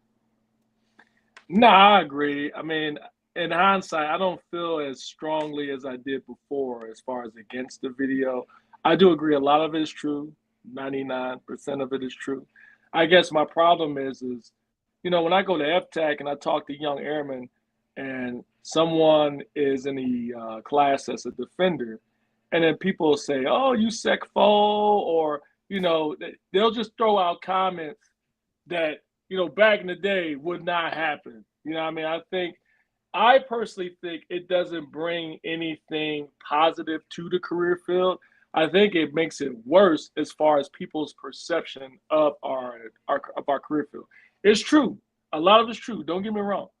But at the same time, I'm fine with making fun of my career field internally, just not externally. And wearing the beret just makes it worse, in my opinion. So it's funny. Don't get me wrong. It's big funny. on that wearing the beret. You really big on that. Because, man, I'm an old fossil, but I mean, I didn't want to be a defender, but when I got my beret, that was one of the things, because I earned that shit. Excuse my language. I really earned it. So the way today the beret is portrayed as something like it's just a piece of equipment, yeah, it kind of rubs me the wrong way. But anyway, my thought. No, I mean, I agree with you. I'm all about the beret, 100%. Like, it kind of irks me when I go TDYs and see cats on the gates without berets. It drives me crazy, but it? It does. It really does. Wow. And then for almost 23 years, it really does bother me. I don't know. Maybe it's because I still have that old head mentality. There's certain things that bother me. We'll just stick with the beret. We'll just stick with that one for right now. I know where you're getting at. But hey man, we're a defender. That's the one thing, especially now that we're in OCPs and we don't wear a badge anymore. So there's no badge or anything on there. So our identifier, and everybody can say, oh, we have the patch. Girl, hold on. Let me say this for our identifiers, and I'm picking on security forces. We wear a big ass vest, wear 1 to 2 guns, got the security forces patch here, got one on our vest. Like, what else are we? How many identifier else do I need? Well, I don't wear none of that. You gotta think. True. I don't wear none of that right now. Chief doesn't wear that in the position he in, but that doesn't mean I'm not a legit defender. It just means I've kind of outranked, or my position doesn't hold that anymore. I still would like to have that identifier. It's just me personally. I just think that it looks better when we have it, but that's each his own, because again, I'm an old hat, super old head. That's just my thing. But to each his own, it is what it is. It is. Bravo. Bravo. Back to the videos. Woo, I don't see issues with his videos. However, I have seen a couple of defender videos, and I've had to hit airmen up on the side, like, hey, bro, you might want to take that down. You kind of in front of a restricted area. Oh, right. Hey, man, this, I'm not trying to be an a-hole right now, but I'm telling you, you should probably do this before our commander sees it. Right. Just trying to help you out. Oh, you don't want to take it down? Bet. It is what it is. Right. I mean, when stuff like that, cool. This young man, he's pretty smart with it. Like, yeah, he's got his beret on, but he don't have no weapons on. He might be at a gate, but you don't see no gate name. You don't see anything that's going to be a specific identifier for that location. I mean, I like the way he's doing it. Again, that's my personal opinion. Plus, I keep getting tagged in the random stuff like flight level exercises. I'm like, okay, I do stuff like that. Yeah. Nah, man, I hear you, man. I'm not, like I said, I'm a lot better than I was before. But man, I don't know. I guess in the end, my main issue is the loss of, or the loss of respect when it comes to the beret. And in some respects, career field, and maybe the Nakia's point too, when I came in, it was a little different. Like, they always tell us, like, don't confuse your rank with my authority, having a good looking uniform, polished boots, make sure you know your general orders and stuff. And the public look at you, you got a good uniform. You may not know shit, but if you got a good looking uniform, they're going to think you know it. Right. And I know there's some people these days that feel like, hey, at least I ain't got to worry about wearing my uniform. But to me, there's a certain degree of respect when it comes to wearing a uniform.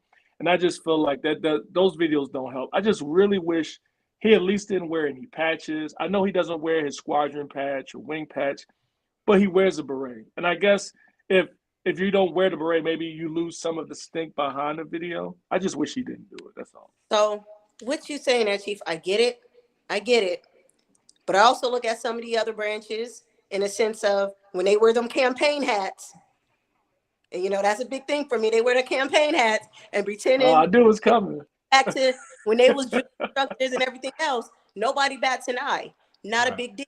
I see the same. I look at it in the same way. They're picking fun of when they were drill instructors in the Army or whatnot, or drills when they were in the Navy. nobody bats an eye. We only have an issue in the Air Force when we make fun of ourselves. To me personally, it's the Air Force who always has issues and makes it a bigger problem than it is. I haven't heard nothing super negative when these other branches are doing it. Only thing we're doing is the same thing. So would you say that you want to wear yours? Me? Like this, yes. My beret? Your campaign hat. If I was if I'm doing MTI, if I was doing MTI duties, yes, I'm wearing my campaign hat. When people come do retirements and certain ceremonies, and they ask me to wear my campaign hat, I do wear my campaign hat. However, the cool thing about being a prior is when I'm in my blues, I do get to wear my badge. I don't necessarily wear my hat. I show my identifier showing that I was an MTI as well as a defender. So I have my defender badge as well as my MTI cookie. So I still show them when I'm in blues. Now I'm in ABUs, I'm a defender. I'm wearing that beret. OCPs, but I get you. Look, I'm just fucking with you. I get you. When I'm in something not in blues. There you go. I got you. I think, it's funny. I'm reading a couple of the comments that says airmen don't feel comfortable wearing berets, and a lot of people say that the pride is gone, and I get that as well. I don't wear a beret anymore, and just because we get an option not to. Now we also get options to do neck tattoos, but I'm not wearing a neck tattoo. I'm not getting a neck tattoo as it is. But it's not the comfortability part. It's just really to look like everybody else. I just don't want to look different. I want to look like everybody else get to look. They look all comfortable in their hat. I want to look comfortable in my hat.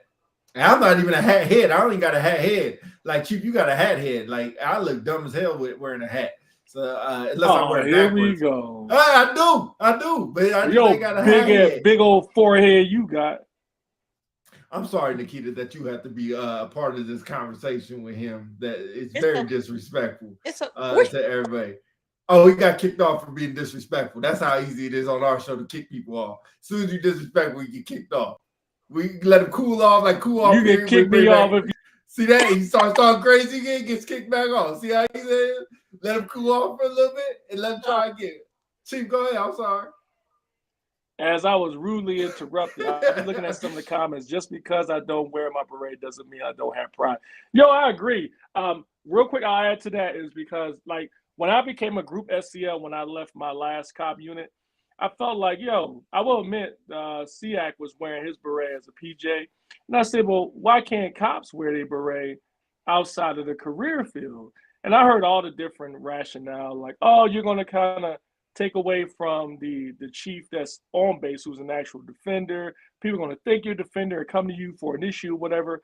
And I said to myself, that makes no dang sense. I mean, I think in the end, to me, a beret may be a part of your equipment, but it's something you earn. You don't just, now, I'll take it back. You can't just go buy it off the shelf. They need to fix that too. But you earn it when you completed your training. So I started wearing my beret. And so eventually, everyone decided the career field's like, oh, you can wear your beret outside of the career field or whatever. So I said, bet. I started wearing it. But I will tell you, like, case in point, Mike Wallington's not on here, but, I asked some of the shirts who are defenders, and I said, yo, why don't you wear your beret? And they said, well, I don't wear my beret as a shirt because people get this idea defenders are not approachable. And then not only that, they won't come to me because they think, if they commit a crime, that they're reporting it to a defender. Whereas it's just a hat. Like, you look at the wing commander, my boss is an A-10 pilot. You think anybody feels like he's ineffective because he's a pilot, they can't come to him? No, and he wears his flight suit every day that he's flying. So why is it any different than wearing a beret? I personally wore it because I feel like in our career field, young airmen get this idea from hearing from outside, the external, that being a cop is bad. Being a cop, you're in a bad career field. You got stuck being a cop. Whereas in the strategic level, the SIMSAF, the CSAF, and other folks in the strategic level freaking love defenders. And they know how valuable we are and what we bring to the fight, especially with what's coming up in the next couple of years. But the young airmen don't see that. They see themselves on the gate. They see themselves checking IDs, counting rivets on an aircraft, where not everybody can do our job. And there's nothing against other career fields. I think maintainers are like our brothers and sisters, because it's another career field that's so vitally important, but they don't get the fanfare they deserve. Not everybody can do those career fields. And I feel like we should own up, we should relish that fact that if you're a defender, if you can be a defender, you can do any freaking thing in the Air Force, in my opinion, as long as you got the right training. Not everybody has the discipline to go out there, work 15, 16 hours on a jet, knowing full well when that jet comes back broke, you got to fix it again. Not only that, how many people has to sit on post for 14, 15 hours and cannot leave until you're properly relieved, or you can get Article 15? Tough ass job. So I just feel like even outside the career field, there should be more respect to the career field. And if we tear it down ourselves, especially externally, it doesn't help our cause at all. So rant over.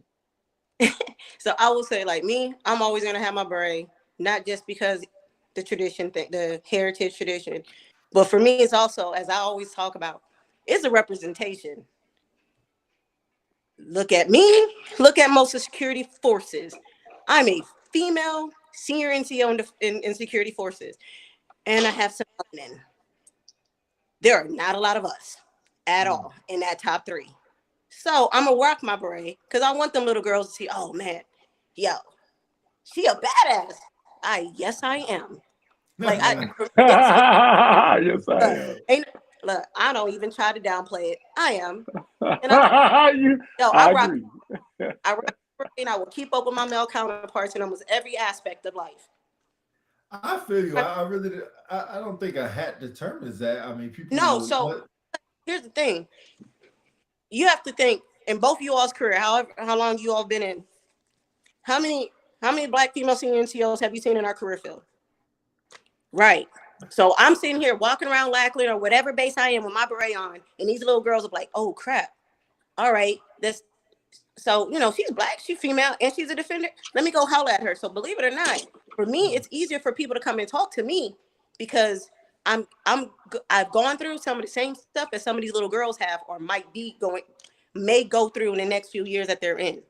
So maybe it's harder for them to talk to some of you all outside of the career field when you're wearing your beret. But for me, it's like an open invitation. They're like, oh, she looks like me. Let me go talk to her. All right, cool. So for me, it's a representation thing also. I definitely get that. If you're doing it as an Air Force advocate. I agree. Real quick. Yeah. That's why I wore mine. I mean, she's spot on. It's more or less to show folks like, hey, look, you see defenders serving in positions outside of the squadron. Like right now, probably our most senior defender I can think of between John Storms, and then you got John Storms. ACC. Can I call him John? Shout out to John Storms. Then you got Dave Wolf, who's phenomenal also. Chief Wolf, yeah. That's out there at Pacific Air Forces. These are guys serving at the strategic level, the largest MAJCOM in the Air Force, and a MAJCOM that's at the center of attention when it comes to the near-peer fight. And they're defenders. And I think it means a lot when young airmen see that. So, yeah, I agree with her point. I don't think anybody's seen Chief Wolf or Chief Storms, man. I mean, they're both dope as hell to me, but I don't think people see them as much as they should. Chief, can you read that? Because it's kind of small for me, but touch on that. It says the new gen look for high-value positions and jobs so they get the propers, they feel the pride. The pride and service and patriotism is gone. Yo, he's spot on. And I think that's part of one of the problems, and not the ship topic, is like with recruiting. I think most people come in, don't look at service in the military, for the country. I think there's, in some respects, some negative views about the military in general. But I was watching a show the other day about the People's Liberation Army. It was talking about how they're recruiting folks is looking for folks who's got knowledge in mathematics, engineering and stuff. And they were able to instill national pride into young folks in joining the People's Liberation Army based off what they're trying to do in the near future. Whereas if you flip it in American society, and we've been having problems with that, trying to get young folks to join the military for, serving the country versus, the perspective of, okay, school, trying to get away from home or whatever. So, Yeah, I mean, that's really gone to me. Like trying to get people to come in because you get free tuition. Like, I mean, the president has said that people get a tuition grant now that they don't have to pay back their tuition or they pay back their loans anymore. So with that being said, it's just like, if I can afford to go to school, I'm not joining the military anyway. And if I can't afford to join the school, that we can go ahead and get our loans repaid back or a portion repaid back now because of what's going on with the economy. So what's really, to be honest, and I hate saying this because I sound like such a negative person about the military. I'm really trying not to. But what's really the incentive for me coming in? Besides learning a trade, like if you're going to say learn a trade, learn a career, man, there's so many avenues of way to do that now with technology and everything else. Tell me an incentive for coming in. And I just can't, like, I don't know. We used to say, go to jail or go to the military type of thing. That was people's approach, and that's how we got people in. And then we say, free tuition, travel the world and stuff like that. Now, you know how easy it is to travel I shouldn't say travel the world, but to get somewhere, it's pretty easy now. We don't have those. The world is changing, and I guess as the world changes. Oh man! Hey, don't I say that all? Don't I say that all the time? All the time. Don't I say that all the dang time? We are not at, although we are at war, we are not in the conventional war that we were in 20 years and 20 years ago. Like, think about kids that are graduating high school that were just born. That's how long ago it was. A long time ago. Go ahead, Nikki. I see you're about to say something. No, man. Listen. Do you know how old I feel? Instructor, like when I was in NPI. Oh, we're talking about September 11th, and I'm like, well, where are you guys? I was in first grade. Oh, Jesus. Right. I'm like, I was there 52 watching the president. Like, my 15-year-old is like, yeah, my mom was part of September 11th. I'm like, oh, Jesus, great. Y'all done made me feel like I'm ancient. You got me coming to talk to y'all JROTC students like I'm the oldest person in history. Right. Yeah.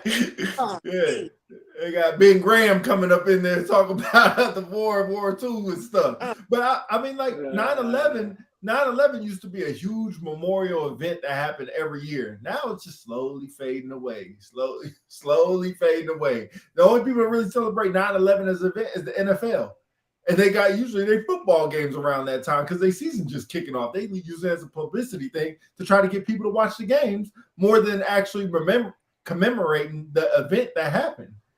So it's not really an incentive anymore. What we stay in the military, especially our career field of security forces, like unless you want to be a cop, unless you want to do one of the 3-letter FBI, CIA type of thing when you get out, some kind of law enforcement, homeland security when you get out, what am I coming in for? To go work extra hours, work extra long, do extra work for the same pay as I'm picking on my boy Nick Jackers. The 3F5 gets the admin or my medical people who I respect for what they do for me right now for my VA claims. But for those people for what they do, but they get Wednesday, they get to come in and do training for 2 hours.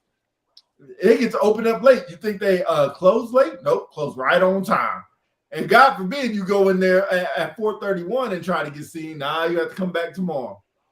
So, but our career field, we don't ever shut down. So it's like, why am I doing this extra stuff? And then you want me to have this thing called pride and be happy about it when we want the whole military to have pride, not just cops.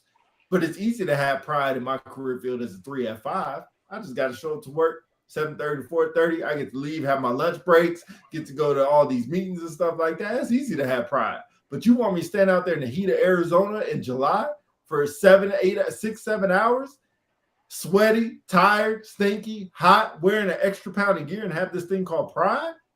Hold on now. You have to speak some realization. Whoa there, partner. Oh, heck no. So, all right. So, thank you. So, yeah, I agree. So, hold on. So, yeah, defenders stay on post 12, 14 hours a day in the heat. Yes, defenders can't leave post till probably relieved. Yes, maintainers turn a lot of jets. They come back with messed up boots and all that other stuff. But there's other career fields, too, that work their tail off. Talk about going back to the 3F5. You talk about how much stuff will go wrong if a 3 or 5 do not process your stuff for orders, or they don't process your retirement, or they don't process your enlistment, things go horribly wrong. And I would tell you, those are one of the most unsung heroes as well. When I was in the Command Chief course, they said take care of your first sergeants, take care of your group chiefs, and more importantly, take care of your 3 or 5s, because they do some incredible work. So it's not a matter of which career field is better. It's not. And when you say this thing called pride, first of all, it's internal. Like, no one can instill pride in you. Like, there are folks that are in jobs today working as waitresses, working as mechanics, and you can tell there's some waitresses or waiters that are terrible at their job, right? You don't want to give them a tip, but you've had that one waiter or waitress that gave you such phenomenal service, you felt compelled to give them 3 or 4 times the tip. That one mechanic that you will not go anywhere else because that mechanic is so good, honest and fair, because they got pride in what they do. So when it comes to the military, like, case in point, I'll use myself as an example. I stayed in the career for 20-some years. And for years, I tried 3 times to get out. I won't go into the reason why. It was my own fault those first times. But I tried many times. But no one could say Chief Counsel was a dirtbag cop. My uniform was always good, boots polished. I knew my job, everything. Because for me, I'm getting paid to do a job, and my name's on my uniform. So nobody should know that Chief Counsel, I may hate my job, I may dislike it, but you're not going to be able to tell. In the end, you do what you can until an opportunity opens up, and then you walk through it. So we can't teach pride. You got to first have it internally in. If you join the military to try to have somebody instill pride in you, you're dreadfully wrong. Just like people who join the military potentially get rich. Oh, you got it all wrong. In the end, there are a lot of things you can gain from the military, and they can teach you as well. But you got to do your part too. I see you're about to say something. Nah, Chief is spot on. Like, especially like, you gotta think about it, as defenders, there's a lot of time ain't nothing prideful about our job. But for those of us who it's an internal thing, like I refuse to suck at anything. So in my head, I'm like, look, I'm gonna be the best defender out here, not female, not male. I'm gonna be the best defender out here. I'm gonna know my job better than anybody because I take pride in myself.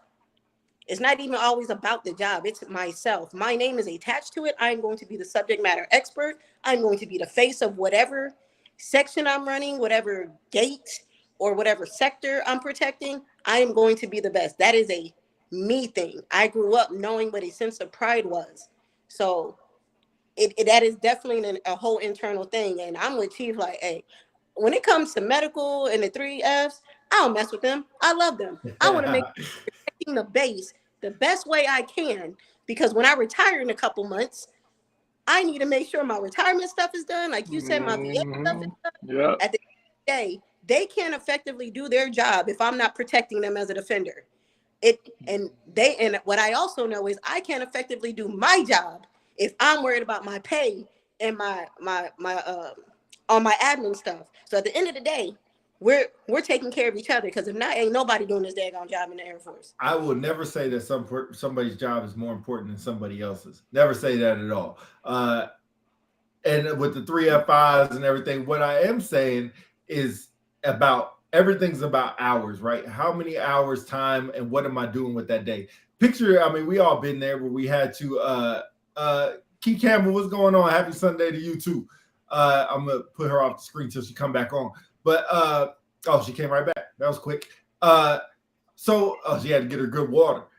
So I will never say one career field is more important than another, because I think they're all important. It's what they do, and every career field, no matter what it is, it's important to what we do.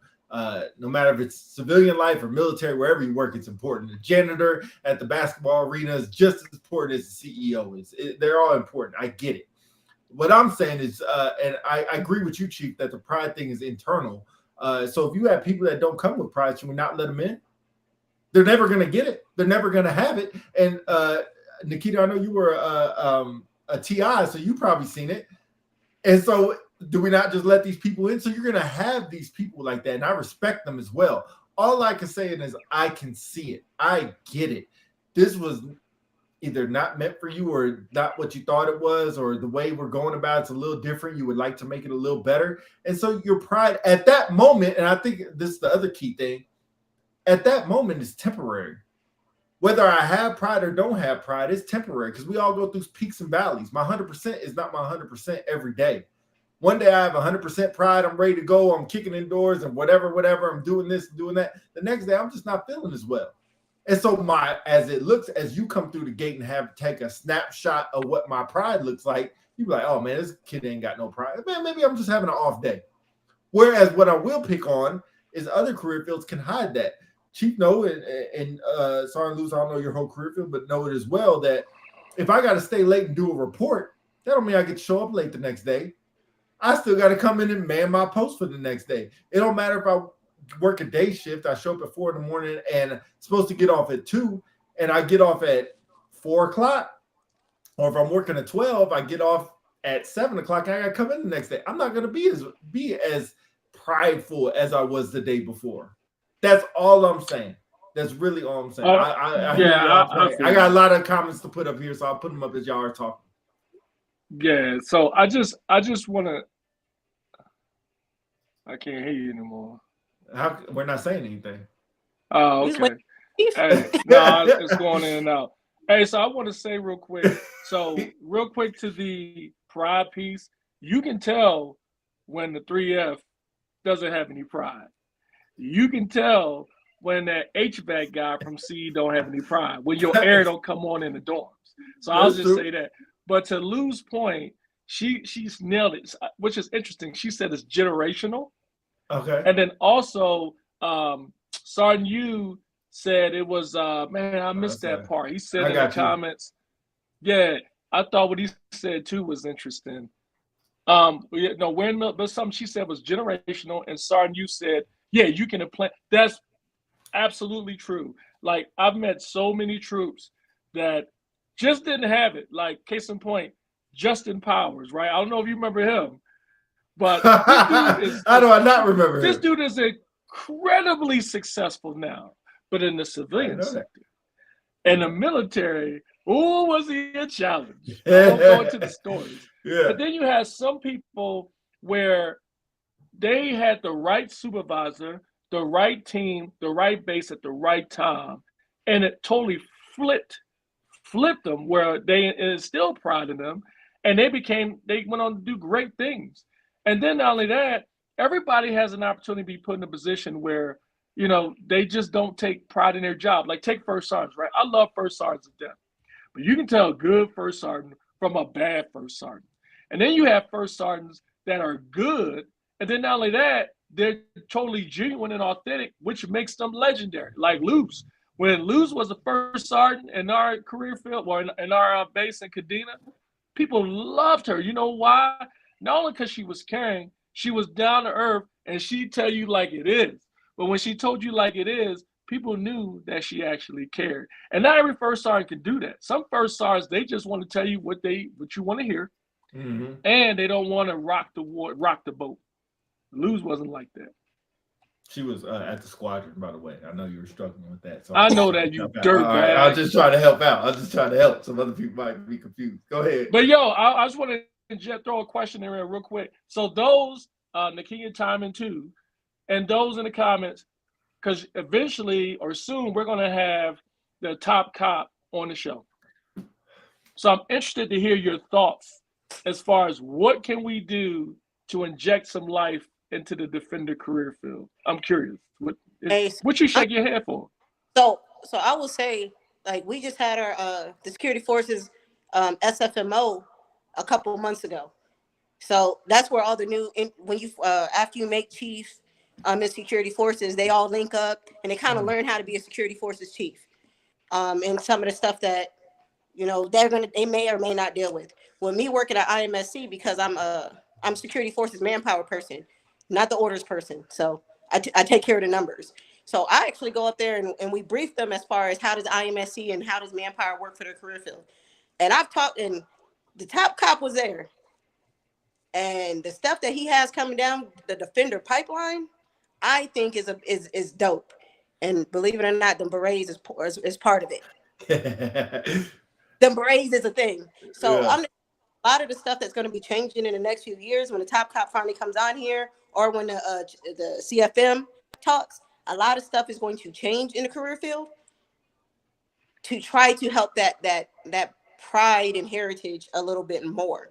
I say try because, again, for whatever reason, after these kids leave basic and tech school, they go back into the real world. That's when their pride kind of comes and goes. They either stick with it or they lose their pride. So I will say as soon as the Top Cop comes on here, some of the old heads will probably be really happy about some of the changes that are going to be made when it comes to the career field and comes to our combat arms sector of the career field and everything. I was reading some of the comments, and I think like Lozano said, I think hold on, I'm falling off. Bad leadership and bad. Oh, sorry, you was throwing some shots out there, man. Sorry, you, man. I didn't know you had any. Hey, bad leadership, bad supervision can suck the pride right out of you. Not really a generational thing. I agree with that too. You know, been a part of both of those things. Good and bad leadership. Stop crying about promotions. Promotions. Stop caring. Oh, stop caring about promotions. Stop with the new innovation tools that create more work. Man, you know what? We just had to talk about AI for a while, but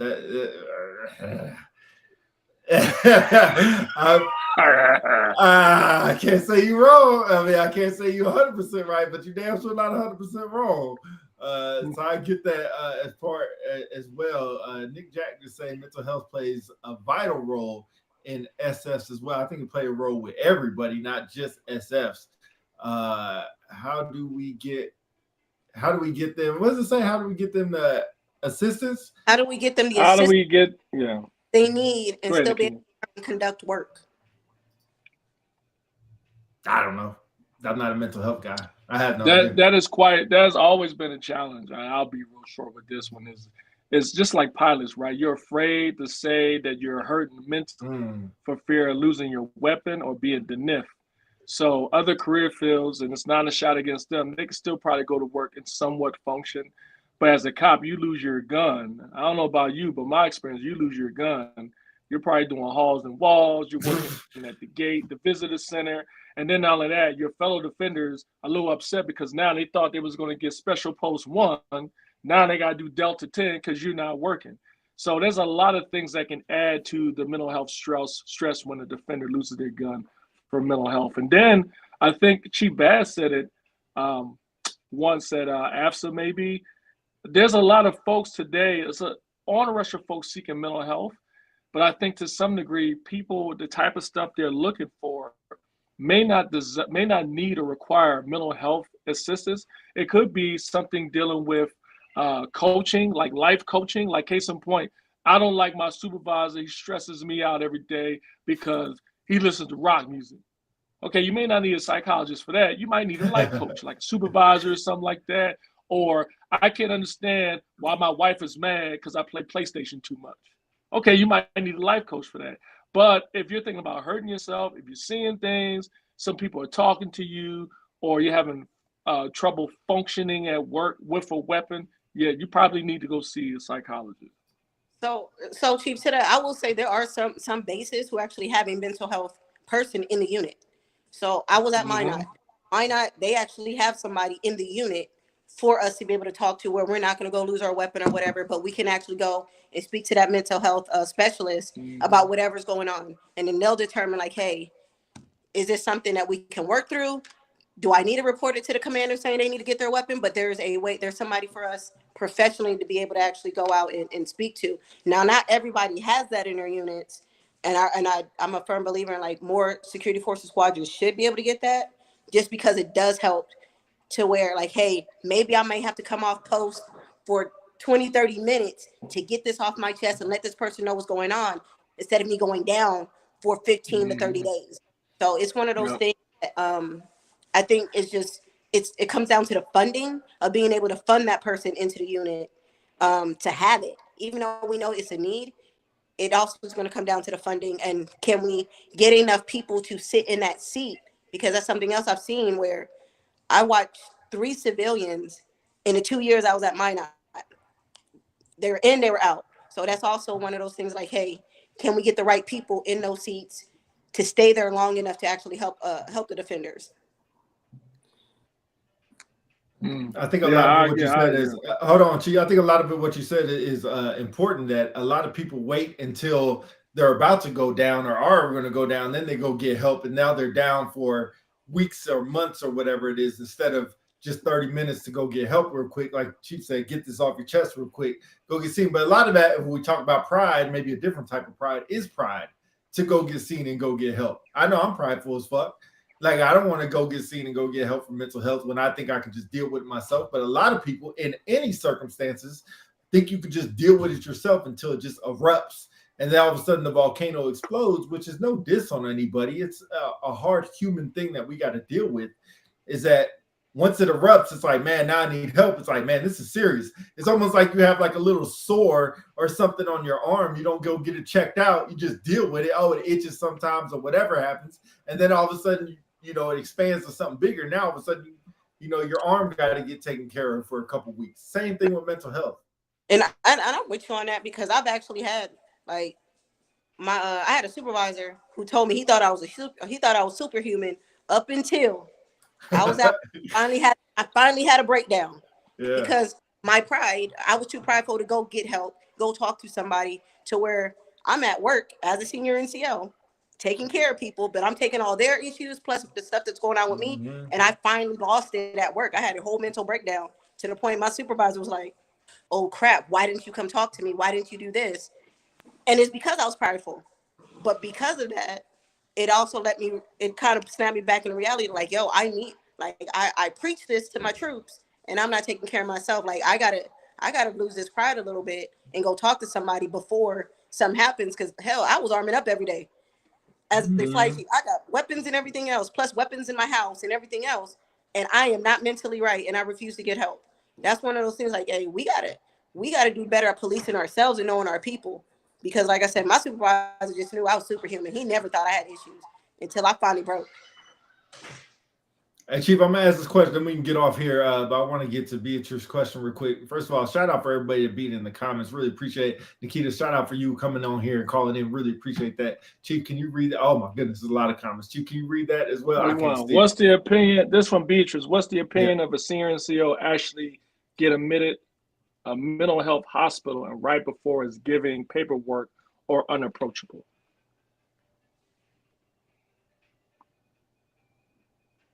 I'm waiting for you to take that. I'm waiting for you to take it. I'll put it back up there. Oh, okay. It says, what's the opinion of a senior NCO that actually gets admitted to mental health and then is right before is getting paperwork or unapproachable? So I guess if I understand the comment, I think one is a difference. Like, say, if you go to mental health and you get some assistance and then you're taken care of, you should not be vilified, I guess, because you went to mental health because you've got some issues. Like, there are folks out there that may initially, have no issues with dealing with people day to day at work, but then all of a sudden they've got some stuff going on at home, and then all of a sudden it changes their behavior, and then they have to go get mental health. The whole key is for the folks, the leadership, is to ensure that one or second episode, which is not an indication of how that person is every day, gets vilified because of that. They went to mental health, they're trying to get it together, then they should leave it at that. It should not be, that's the end all be all pattern of that person. It's not an indication of who they are. I think what happens is when people have a breakdown and maybe, some folks like, hey, this person's got some issues, and they go to mental health, they start to label that person exactly what they see versus saying, hey, this person was going through a moment, they've gone to get help and they're working on it. Now, the only difference is if you've always been like that and you go get mental health and you continue to be that way, even then it should be a case of, okay, we need to really address the problem. But what you don't want to do is poison the well at the same time. Hopefully that's what Beatrice was asking. I think that's kind of hits it on the head. My only thing is, paperwork is a rehabilitation tool. So if you're getting paperwork for something and you're going through mental health, maybe you can take some leave or something like that and actually get away if that's what you need to do. And instead of giving paperwork, maybe a different supervisor, I won't say good or bad, actually says, yo, take some leave and get the hell away from here for a couple weeks, or just take a day on me and get away from here for a day and then get yourself back together and then see where it goes from there.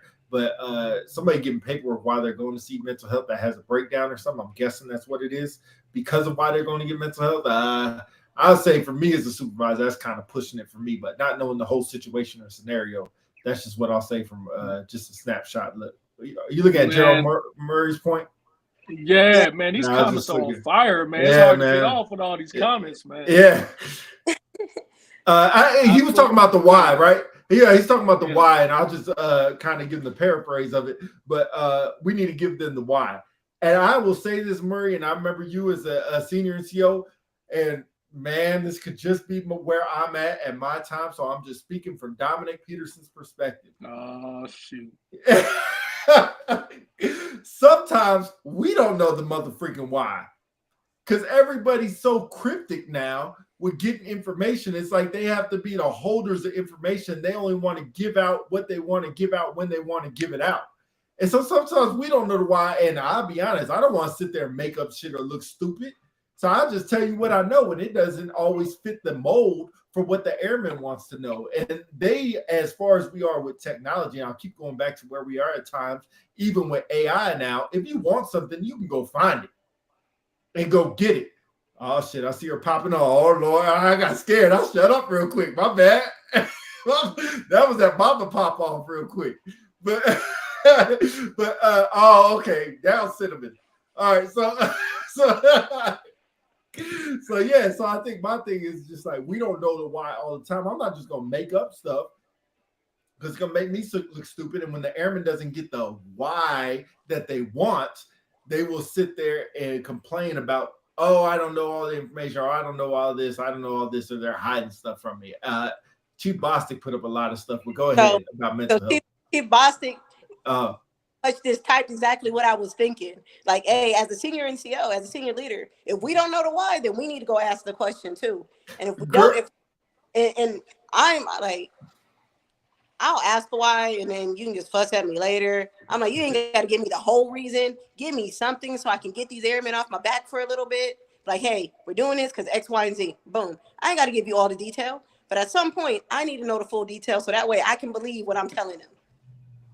Like, at the end of the day, my job as a senior NCO is to make sure I protect the commander and go by and make sure I'm living out and pushing off whatever the commander needs us to do. At the end of the day, whether I agree with it or not, but I'm gonna make sure that the job gets done. I totally get what both of y'all are saying. Go get the why, right? I'm not just sitting behind my desk and saying, oh, I don't know.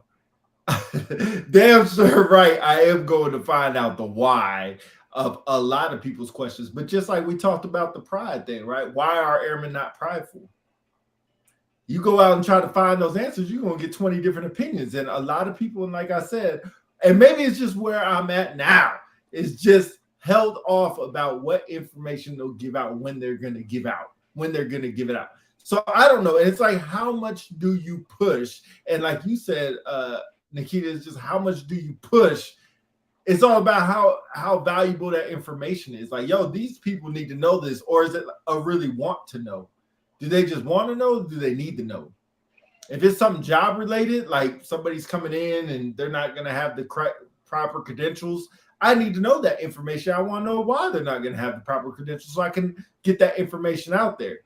If somebody needs to know, hey, why do I have to stay an extra hour?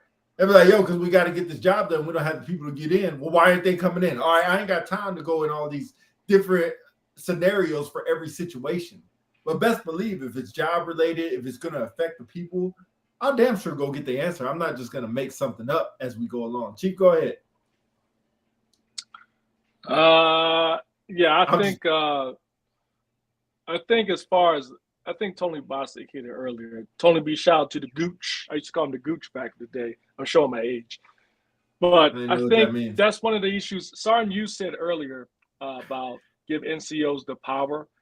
And I agree with him 100%. I think NCOs is probably at the crux of the problem. because, like, I don't know about you, but as a chief, I have little chance of making or changing culture at my level because I'm too far removed. The NCOs are at the level where they are closest to the airmen, and plus a lot of them are the same age as some of the airmen. So the NCO should know the why. And a lot of times they may not be privy to all the information. Case in point, when they decided to do the neck tattoos, right? NCOs probably didn't know it was coming. I would tell you most of the chiefs didn't know it was coming in the field either. But when it came out, just like the NCOs got it, we got it. So the NCOs should be like, look, yeah, did they get the T first? No. But it's probably good that you read up on it so you better understand. So when the airmen come to you with these neck tattoos, you can better explain why they're authorized and what's not authorized. Case in point, hairstyles. I saw that the other day. I love my son to death. Pooh, if you're listening, I love you to death. But his hairstyle was out of control, bro. Like, his hairstyle's out of control. I know I'm a command chief, but I'm his father, so he don't give two ducks. Like, but when he got to Guam, shout out to whoever his NCO or senior NCO was that told him, like, bro, this ain't happening. This is not in the rig. And that's perfectly fine.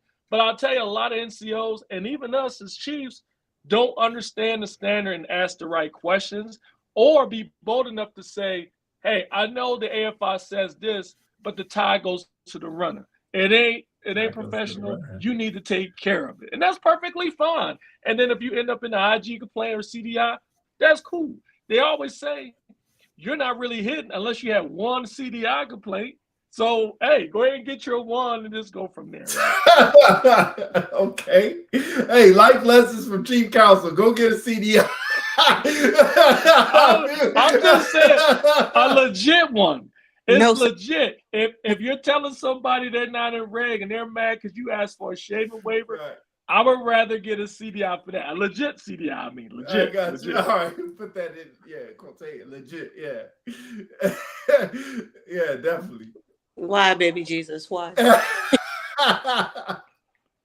Yeah, this is why we're live. Like, we don't ever script anything, so sometimes stuff comes out. We like, hey, strike that for the record. This is what I really don't come say. Get an IMSC. Don't do that. Don't do that. Look, I consider myself the old dirty bastard of Chiefs. That's what it means. That's I don't know any other way. If Beatrice says she's at deal, she's dropping your name when she gets her CDI. She told me to get one. Oh well. Yeah. Oh well. Look, I got my job. Yeah, he's gonna be gone by that point. But no, hey, I'll kill the conversation with Red because we feel like we can just go on forever. But I appreciate y'all for being on here. A lot of good conversation. I guess that's why I call it corner. You never know what you're gonna talk about on the corner or hear what you're gonna hear on the corner. But live, man, we went everywhere with this conversation. But I appreciate y'all for being on here. Everybody in the comments, there's a lot of comments. Hopefully we got to everybody. I appreciate y'all for writing in the comments. Nakia, I appreciate you taking the information or the invitation and coming on here and voicing your points of opinion. So I appreciate it. Chief, I'll leave the last word to you, Nikita. We'll go to you after that. Yeah, I echo your words, man. Thanks, Nakia, for getting on. I know it's for some folks it's a little bit nerve-wracking getting on live, but that's the whole point of the corner. Get on, say what you got to say, and then we'll just chime about it. So I appreciate you being on. For all those in the comments, man, as always, man, thank you, man. You are what make us great or good. You are a part of the family. So you're not just folks listening, you're part of the UPC family. So I really look forward to all these conversations. And then everything we talked about today, if you still want to chime in on the comments, go ahead, continue. I will check the comments. And then weekly, we'll put up stuff on our page to chat about in preparation for the next show. Go ahead and chime in if you got some comments. So we appreciate it. Next time, we'd like to get some more people on video camera. It's not that bad. I'm sure Nakia will tell you. It's not that bad. So it'll be perfect to get you on. And good luck, Sixers. And I will check you on the next one. Tony Bosick say jump in the next one. Yo, should be coming on. I'm not sure about next week, but should be coming on. Should be coming on soon. Open invitation. Definitely get you on. So we'll send you out the impact. And Beatrice, love you for being on here. Nikita, go ahead. Off to you. Hey, so One, anytime unpopular celebrities ask me if I want to come, I'm gonna come running. Yeah. This technical issues, I'm just trying to make sure I'm not like Chief. Oh God, because I gotta talk about that later. Oh God, get your God bless the Wi-Fi up. I be trying to maybe when he gets to Texas, his stuff will be better. Maybe we'll find out. If not, he gonna have to around the corner. I'll make sure his internet's good. But I would say I always love here because you guys are definitely like unpopular celebrities to me. Like, I be trying to sneak in there and kind of stalk a little bit when I can, when I'm not too busy doing the stuff on L tag or whatnot. But I appreciate it, and trust me, if y'all want me on, I'll be there. And soon enough, I'll be the old retired person giving my old grumpy advice soon. So yeah, appreciate you. Yeah, definitely appreciate your internet working the whole time. So please keep up when he gets down to Texas, because I don't know what he got going on. Talk about his resiliency shit. His resiliency shit need to take a pause for the moneymaker. Get the money up, and then you can get your resiliency stuff up. You know what? It's the Lord's day, so God bless you. God bless you. Appreciate the comments. We'll be on here later, man. We'll just say bye, man. Unpopular celebrities, we out of here. Peace.